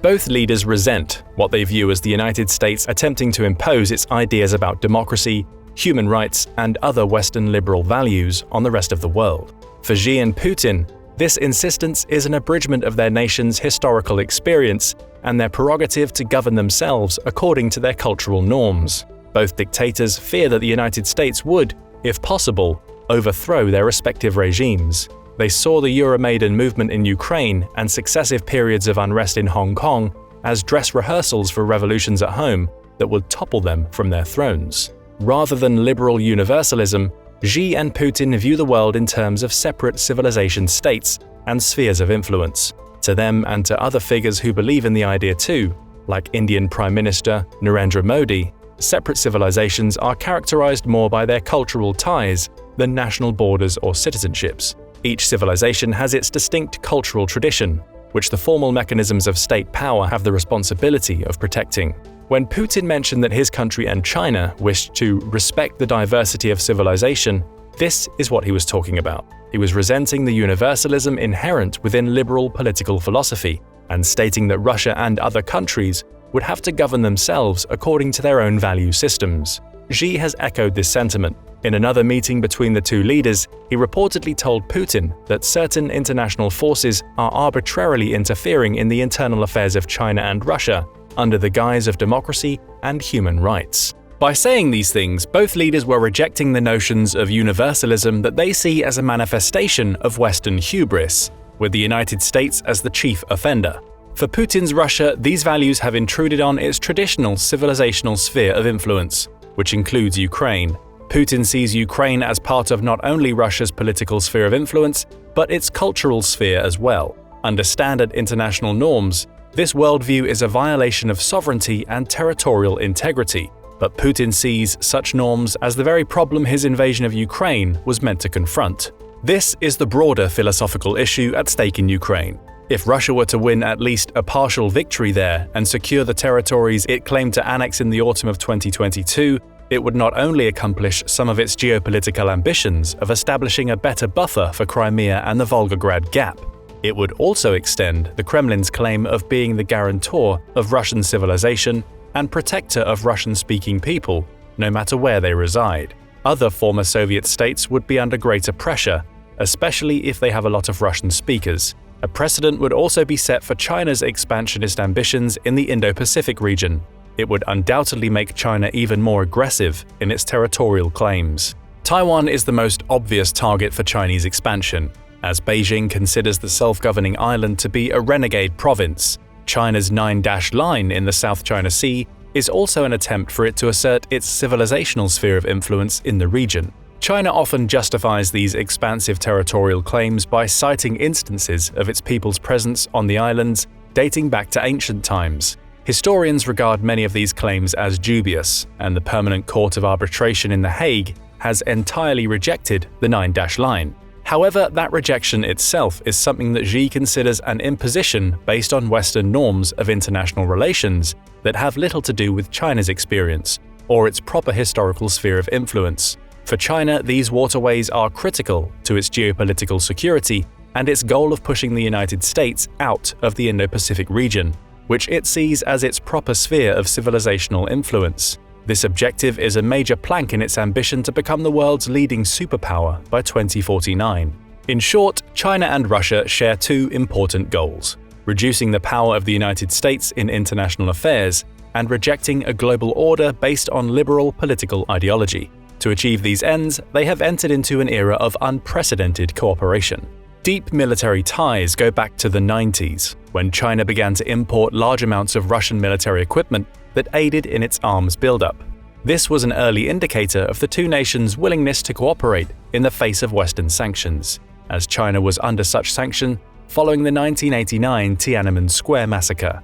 China's purchase of Russian goods, meanwhile, were critical in keeping the latter's economy above water during the era of post-Soviet economic chaos. Meanwhile, once their border dispute was finally resolved, the two countries increased their participation in joint military exercises. These drills are designed to improve the readiness of both countries' armed forces and ensure they would be interoperable in the event of a confrontation with an enemy, almost certainly the United States. The two held their first joint military exercises in 2003 and have had more than 30 by the middle of 2021. 2022 and 3 saw cooperative exercises as well. For example, in July 2023, the two countries held a naval exercise in the Sea of Japan. The Russia-China exercise followed a trilateral set of drills between the United States, Japan, and South Korea to increase readiness in countering the North Korean missile threat. The Russo-Chinese drills, meanwhile, focused on missile and air defense, anti-submarine missions, and anti-ship missions. The operation was meant to send a message to the United States and its Asian allies, but it was also a valuable learning experience for China, which is still a fledgling sea power despite its huge naval buildup. China was particularly interested in learning how the Russian Navy countered Ukrainian threats at sea. For Russia, the exercise was a signal that it could still wield power in the Far East despite the grinding war in Ukraine. The two countries have also done naval exercises with Iran in the Indian Ocean. Other joint exercises between Russia and China include land operations in the Russian Far East, such as Vostok 2022. The two countries' air forces have also stepped up their cooperation. When President Biden visited East Asia with his Australian, Japanese, and Indian counterparts for a summit between the Quad leaders, China and Russia staged joint bomber exercises over Northeast Asia. It is not just massive exercises either. The two countries have increasingly done joint patrols, small-scale everyday operations to tie their militaries closer together. Sometimes Japan and South Korea have had to scramble jets in response. China and Russia have also cooperated closely in the diplomatic sphere. As permanent members of the UN Security Council, they often use their veto power, explicitly or implicitly, to protect one another and advance authoritarian interests around the world. For example, in early 2021, following a military coup in Myanmar, the two blocked the Security Council from passing a condemnation resolution. This was not a mere diplomatic show. Had the resolution passed, the UN could have taken steps like imposing comprehensive sanctions and arms embargoes. While any state can act unilaterally on these matters, actions from the UN would have had more robust international cooperation. China and Russia prevented that from happening. China in particular has close ties with Myanmar. It owns large oil and gas pipelines there and is creating the China-Myanmar Economic Corridor. China's state-run Xinhua news agency referred to the coup as a cabinet shuffle. The two countries have also cooperated in protecting North Korea from additional international sanctions. More obviously, it is for these reasons that the UN cannot more comprehensively act on Russia's invasion of Ukraine, China's territorial expansion in the South China Sea, or on both of those countries' human rights abuses. They have paralyzed the mechanisms of power in the body through their influence. Since 2009, China and Russia have also worked closely to change international human rights norms. In 2020, the two countries joined the UN Human Rights Council. China has blocked NGOs seeking formal accreditation with the UN and has also sought to promote a right to development in the UN, at the expense of more traditional rights. In this way, it promotes its model of economic development with an authoritarian ruling regime. Xinjiang serves as the most notable example of the right to development, as in the name of economic growth, China has demolished traditional neighborhoods and engaged in acts against the native Uyghur Muslim population that the United States and other states around the world have formally classified as genocide. Russia, meanwhile, has used what it calls family and traditional values as alternatives to Western notions of human rights. China has assisted Russia in trying to incorporate this set of ideas into official UN doctrine. Both countries have been keen to sway developing countries in the global south to accept these norms of human rights, as opposed to ideas about democracy, the rule of law, and respect for the individual. Their goal is to create a parallel framework that authoritarian regimes around the world can mimic and use to justify their existence.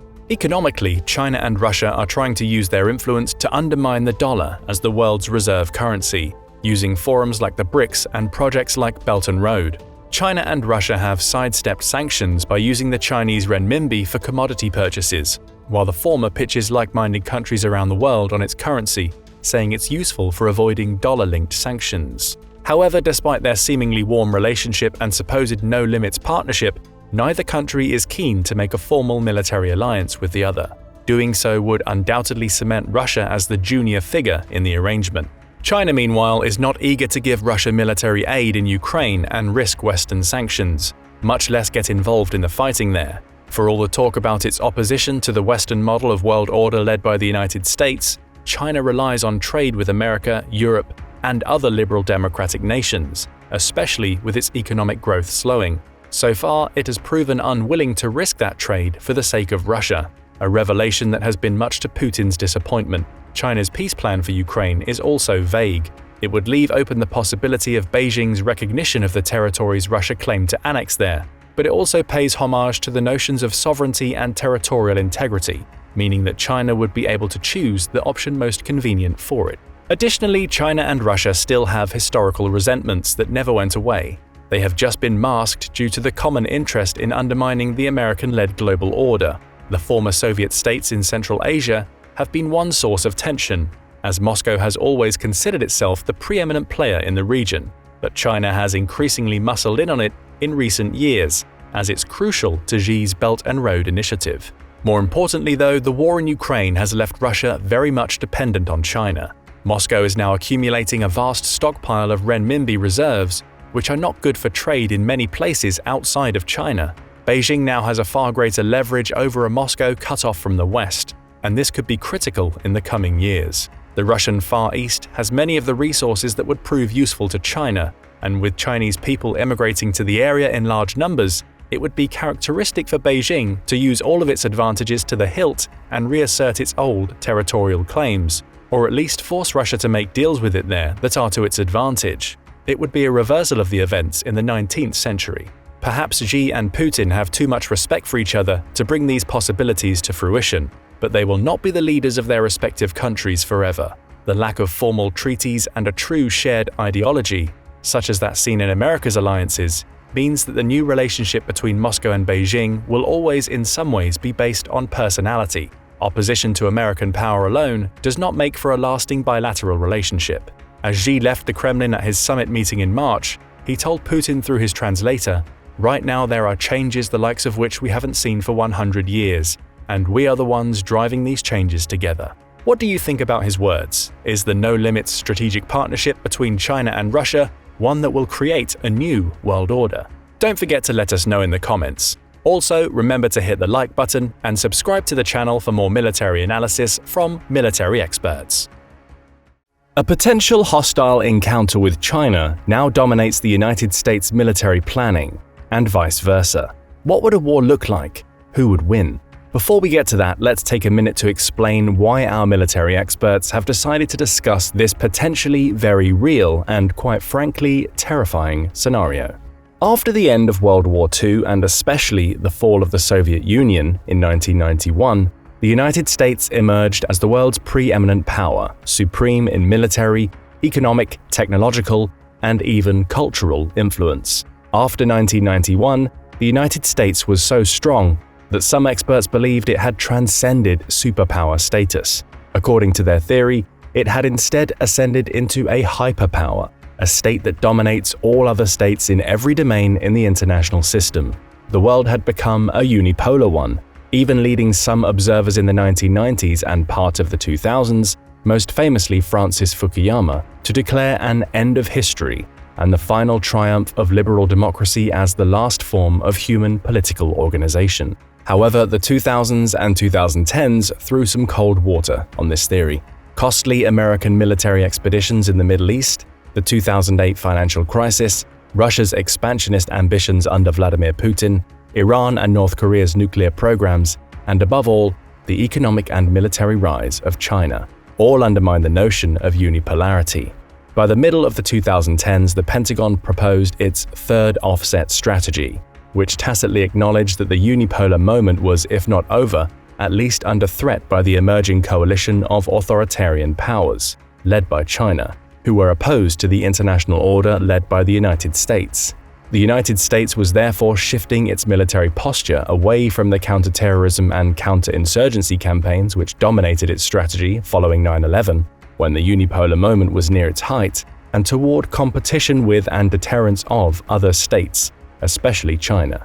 This is why the US is currently heavily oriented toward preparing for a potential adversarial encounter with China.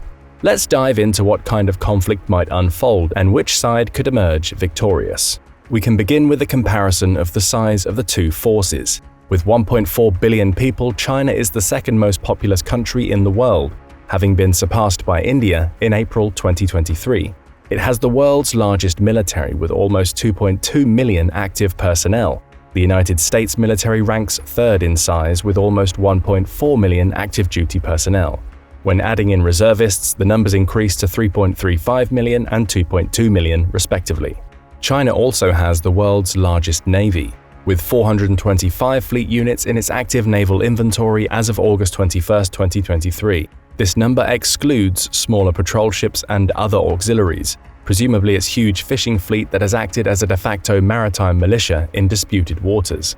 Meanwhile, the United States has 243 units in its active naval inventory, excluding smaller patrol ships and other auxiliaries. The United States has the world's largest air force, with 5,217 active aircraft as of 2022. China ranks a distant third with 1,991.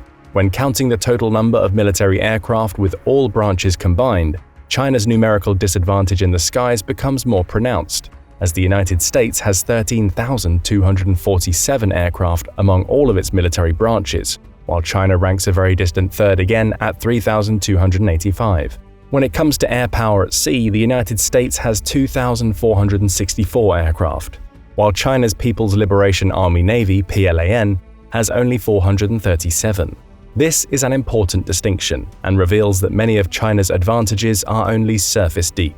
The numerical difference in the makeup of the two forces is important. A war between the United States and China would take place in the area close to the Chinese mainland, in the territory around the First Island Chain, a string of countries that stretch from Japan to Indonesia.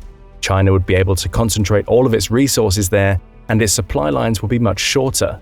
In contrast, the United States has global commitments, with Russia exerting pressure on Eastern Europe, Iran and its allies in the Middle East, and North Korea on the Korean Peninsula. All of these hotspots demand America's attention. The United States would also need to ship its supplies and replacements across the Pacific. These supply lines will be long and vulnerable to attack, the tyranny of distance. The United States has qualitative advantages, however. China's army has not seen major combat operations in almost half a century. The last time was the Sino-Vietnamese War of 1979, where the PLA had a poor showing indeed against the Vietnamese. In contrast, the United States military has had decades of combat experience and a buildup of institutional knowledge that the PLA simply does not have. It has more experienced soldiers, sailors, marines, and officers. The Chinese military has engaged in a large buildup and conducted extensive drills and war games with partners such as Russia, but there is no substitute for the real thing. Russia's poor performance in Ukraine shows that, and its armed forces had more experience than China's currently does. The United States Air Force not only has numerical superiority over the People's Liberation Army Air Force, but a qualitative advantage in those planes, although it may not seem this way at first. China has one fifth-generation fighter jet, the Chengdu J-20. China may have over 200 of these in service, a number which could hit as high as 1,000 by 2030 if current production rates continue. It may also have over 240 of the advanced fourth-generation plus J-16 fighters in service. This is a formidable force for the PLAAF. In contrast, the United States has only built 187 of its best fifth-generation fighter jets, the F-22 Raptor. The last one was delivered in 2012, and the Air Force has no plans to order any more. However, the United States can supplement the extremely high-quality Raptor with the fifth-generation F-35 Lightning II. Over 960 F-35s have been delivered as of August 2023. The United States also has thousands of advanced fourth-generation fighter jets like the F-15 Eagle, F-16 Fighting Falcon, and the F-18 Super Hornet available. And all of them come with better trained and more experienced pilots than their Chinese counterparts. Although China has closed the gap, the United States is still supreme in the world's skies, and in an all-out air battle, the Americans would eventually establish air superiority. The war at sea is also not favorable to China. The People's Liberation Army Navy may have a bigger fleet in terms of sheer numbers, but the United States Navy has purposely chosen to pursue a different strategy than its Chinese counterpart. Numbers aren't everything. Many of the Chinese vessels are small and would prove relatively poor in a military confrontation. In contrast, the USN operates sturdier, more powerful vessels. For example, the PLAN has 3 aircraft carriers, only one of which uses a modern catapult system. The USN has 11, all of which are more modern than the first 2 Chinese carriers. China has plans to make more aircraft carriers in the years to come, but as of now, the United States has a significant advantage. Additionally, China has a serious shortage of trained naval aviators.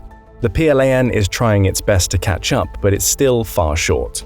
As a conflict between the United States and China would mainly be fought in the seas and skies around the First Island chain, with comparatively limited land operations, the traditional balance of power should favor the United States in a head-to-head confrontation. However, China has recognized this and has adapted with a strategy of anti-access area denial, A2AD. One of the things that marked the United States' emergence as a supposed hyperpower following the end of the Cold War was its ability to project power anywhere on the globe within hours. Perhaps one of the best examples was the Navy SEAL raid on Osama bin Laden's compound in 2011. This complicated military operation occurred without the Pakistani government's knowledge, and there was little that Pakistan could do about it except raise a protest afterward. After the end of the Cold War, the United States had no peer competitor in the international system, which could prevent it from using its military resources in the way it wanted. However, this began to change with China's military buildup.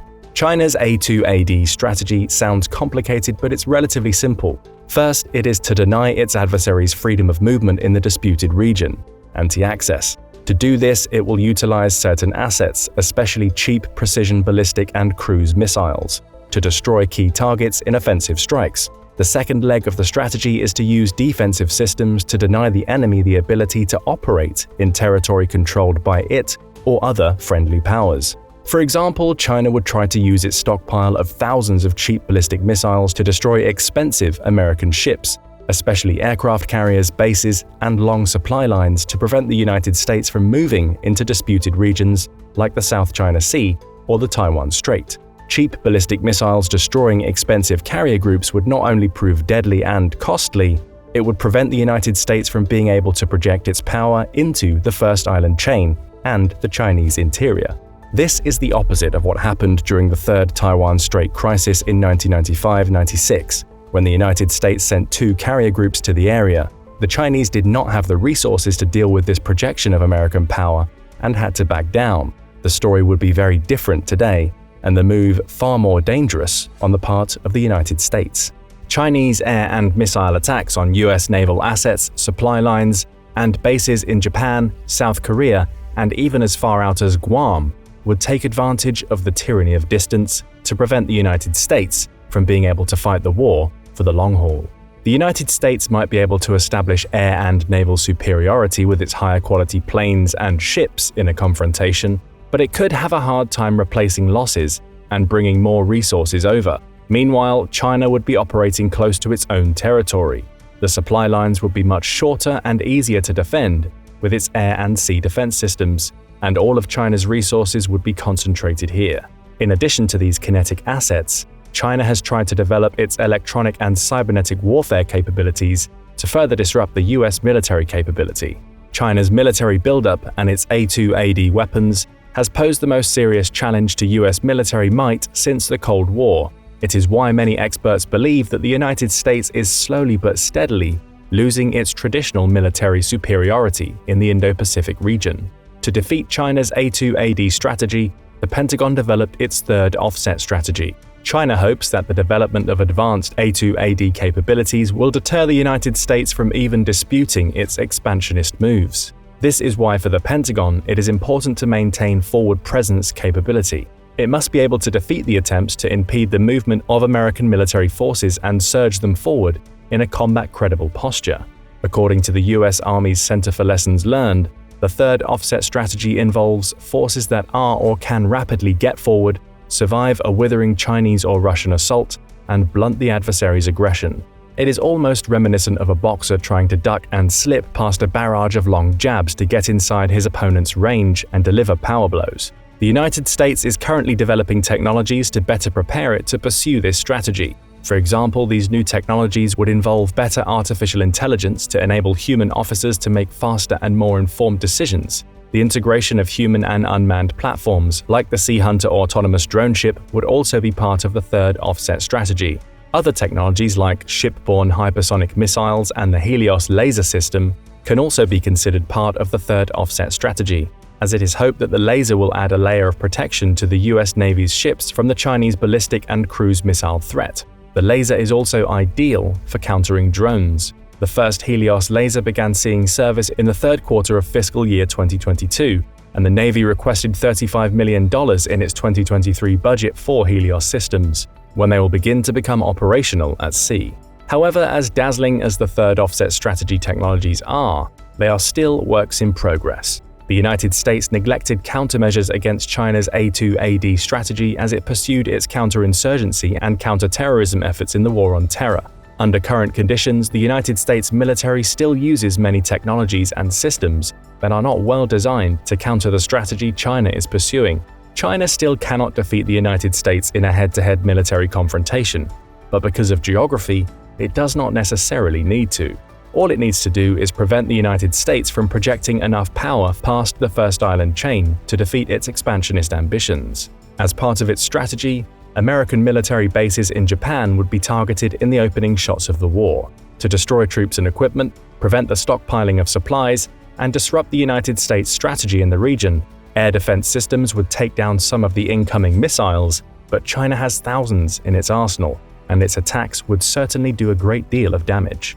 Wargames done at the Pentagon and defense think tanks have repeatedly confirmed these disadvantages. In a January 2023 scenario run by the Center for Strategic and International Studies, the United States, with the help of Japan and Taiwan, defeated an amphibious invasion of Taiwan, but the casualties were enormous, with losses in dozens of ships, hundreds of aircraft, and tens of thousands of military personnel, with the US position on the international stage undermined for years afterward. China suffered heavily too. However, CSIS warned that deterrence needed to be strengthened immediately. Other wargames were even less kind. A 2020 wargame run by the Pentagon over Taiwan and other scenarios had the United States failing miserably because gathering ships, aircraft, and other forces in a way that would let them reinforce one another made them sitting ducks for Chinese missile attacks. To make matters worse, the United States lost access to its electronic networks from the get-go, upending the information dominance strategy it has used so successfully starting in the Gulf War. In response to the 2020 wargame, the Pentagon is looking to shore up its contested logistics, possibly through the use of rockets to fly above the war zone. It's also looking to find ways to aggregate power virtually rather than physically. Then Vice Chairman of the Joint Chiefs of Staff General John Hyten said of it, "You have to aggregate the mass fires, but it doesn't have to be a physical aggregation. It could be a virtual aggregation for multiple domains. Acting at the same time under a single command structure allows the fire to come in on anybody. It allows you to disaggregate to survive." He admitted this was exceedingly difficult to do, however. Finally, the United States would need to improve the defense of its networks against hackers, with a hacker-proof combat cloud. For now, though, these things are only speculation. What is not, however, is the United States' advantage in submarine warfare. China's missile capability has made it increasingly dangerous for the United States and its allies to project power behind the First Island chain with surface ships, but the submarine force is much better protected. That's why China raised such a big protest about the AUKUS deal that would give Australia nuclear-powered submarines. Submarines are ideal for the implementation of the United States' third offset strategy. American nuclear-powered submarines can operate for months. They are quiet and dive deep, making them difficult to detect. They can also launch conventional or nuclear-armed ballistic or cruise missiles to strike sensitive targets. The United States submarine fleet would make any invasion of Taiwan or other amphibious operations in the First Island chain a costly proposition for the Chinese military. The presence of these submarines also gives the United States significant conventional or nuclear first strike options to attack targets on land, such as Chinese military installations, which house the ballistic missiles that are such a threat to surface ships and land bases. China's PLAN is trying to close the submarine gap. At the moment, though, the bulk of its underwater fleet consists of diesel-electric submarines. They are quieter than nuclear submarines when running on electric power, but most surface to charge their batteries and are much louder when running on diesel power during this process. As of March 2023, China has a fleet of 56 submarines, but only 6 of them are nuclear-powered. The disparity means that the United States can carry out stealthier and longer operations under the water than China's Navy can. If a war did break out between the United States and China, the US submarine fleet would swing into action and attack Chinese naval assets, land bases, and shipping. The latter is especially important and reveals the United States' ace in the hole. China depends heavily on foreign food and energy imports. From its perspective, China's attempt to expand its influence in the South China Sea can be seen as an act of self-preservation. Critical shipping routes worth trillions of dollars go through these waters. Whoever controls them not only controls those dollars, but the ability for the countries in the area to access the resources. If China succeeds in closing the South China Sea shipping lanes, Japan, South Korea, Taiwan, and other American allies in the region would have a far harder time importing the resources they need. The same principle applies with China, however. A blockade of strategic shipping lanes such as the Strait of Malacca and the Strait of Luzon would cripple the commerce China depends on that comes through these straits, and much of its commerce is vital for its basic needs. While some of the Chinese missiles can reach that far, the assets being used to enforce the blockade would be better protected by distance and have more time to react to an attack. China is testing hypersonic missiles and is regarded as being ahead of the United States in the race for these weapons that would help its offensive reach. However, they are not ready for prime time and have not been widely deployed in the Chinese military yet. China would also greatly risk its naval and air assets in an attempt to disrupt the blockade. It would be the type of head-on confrontation with the United States Navy and Air Force that would put the Chinese military at a disadvantage. China may be the world's largest manufacturing nation, but it is still unable to feed or fuel itself, while the United States can. This would be the ultimate disadvantage in a wartime scenario, reminiscent of Germany's geographical disadvantages in World War I, when the Allied blockade deprived Germany of resources and slowly strangled it into starvation and submission. In a full-scale war, the United States would attempt a similar strategy. While China's missiles would ensure that the United States could not pull off a blockade in the same way the Royal Navy did in World War I, China would still be hard-pressed to break through it. So while the United States would be in danger in a confrontation in an area like the South China Sea or the Taiwan Strait, it would not necessarily need to go there until China is steadily worn down by the blockade and attrition. The United States still has a military advantage over China, but China is trying its best to close that gap. With its population starting to decline and economic growth slowing down, the dangers of a war breaking out in the Indo-Pacific may be increasing, since the Chinese communist leadership may begin to feel like its window of opportunity to remake the order in the region is closing. Regardless of how it would be fought, a war between the United States and China, even if contained, would be bloody and come at a huge price tag. Deterrence and diplomacy are more vital than ever. But what do you think? Who would have the advantage? Let us know in the comments, and don't forget to subscribe for more military analysis from military experts.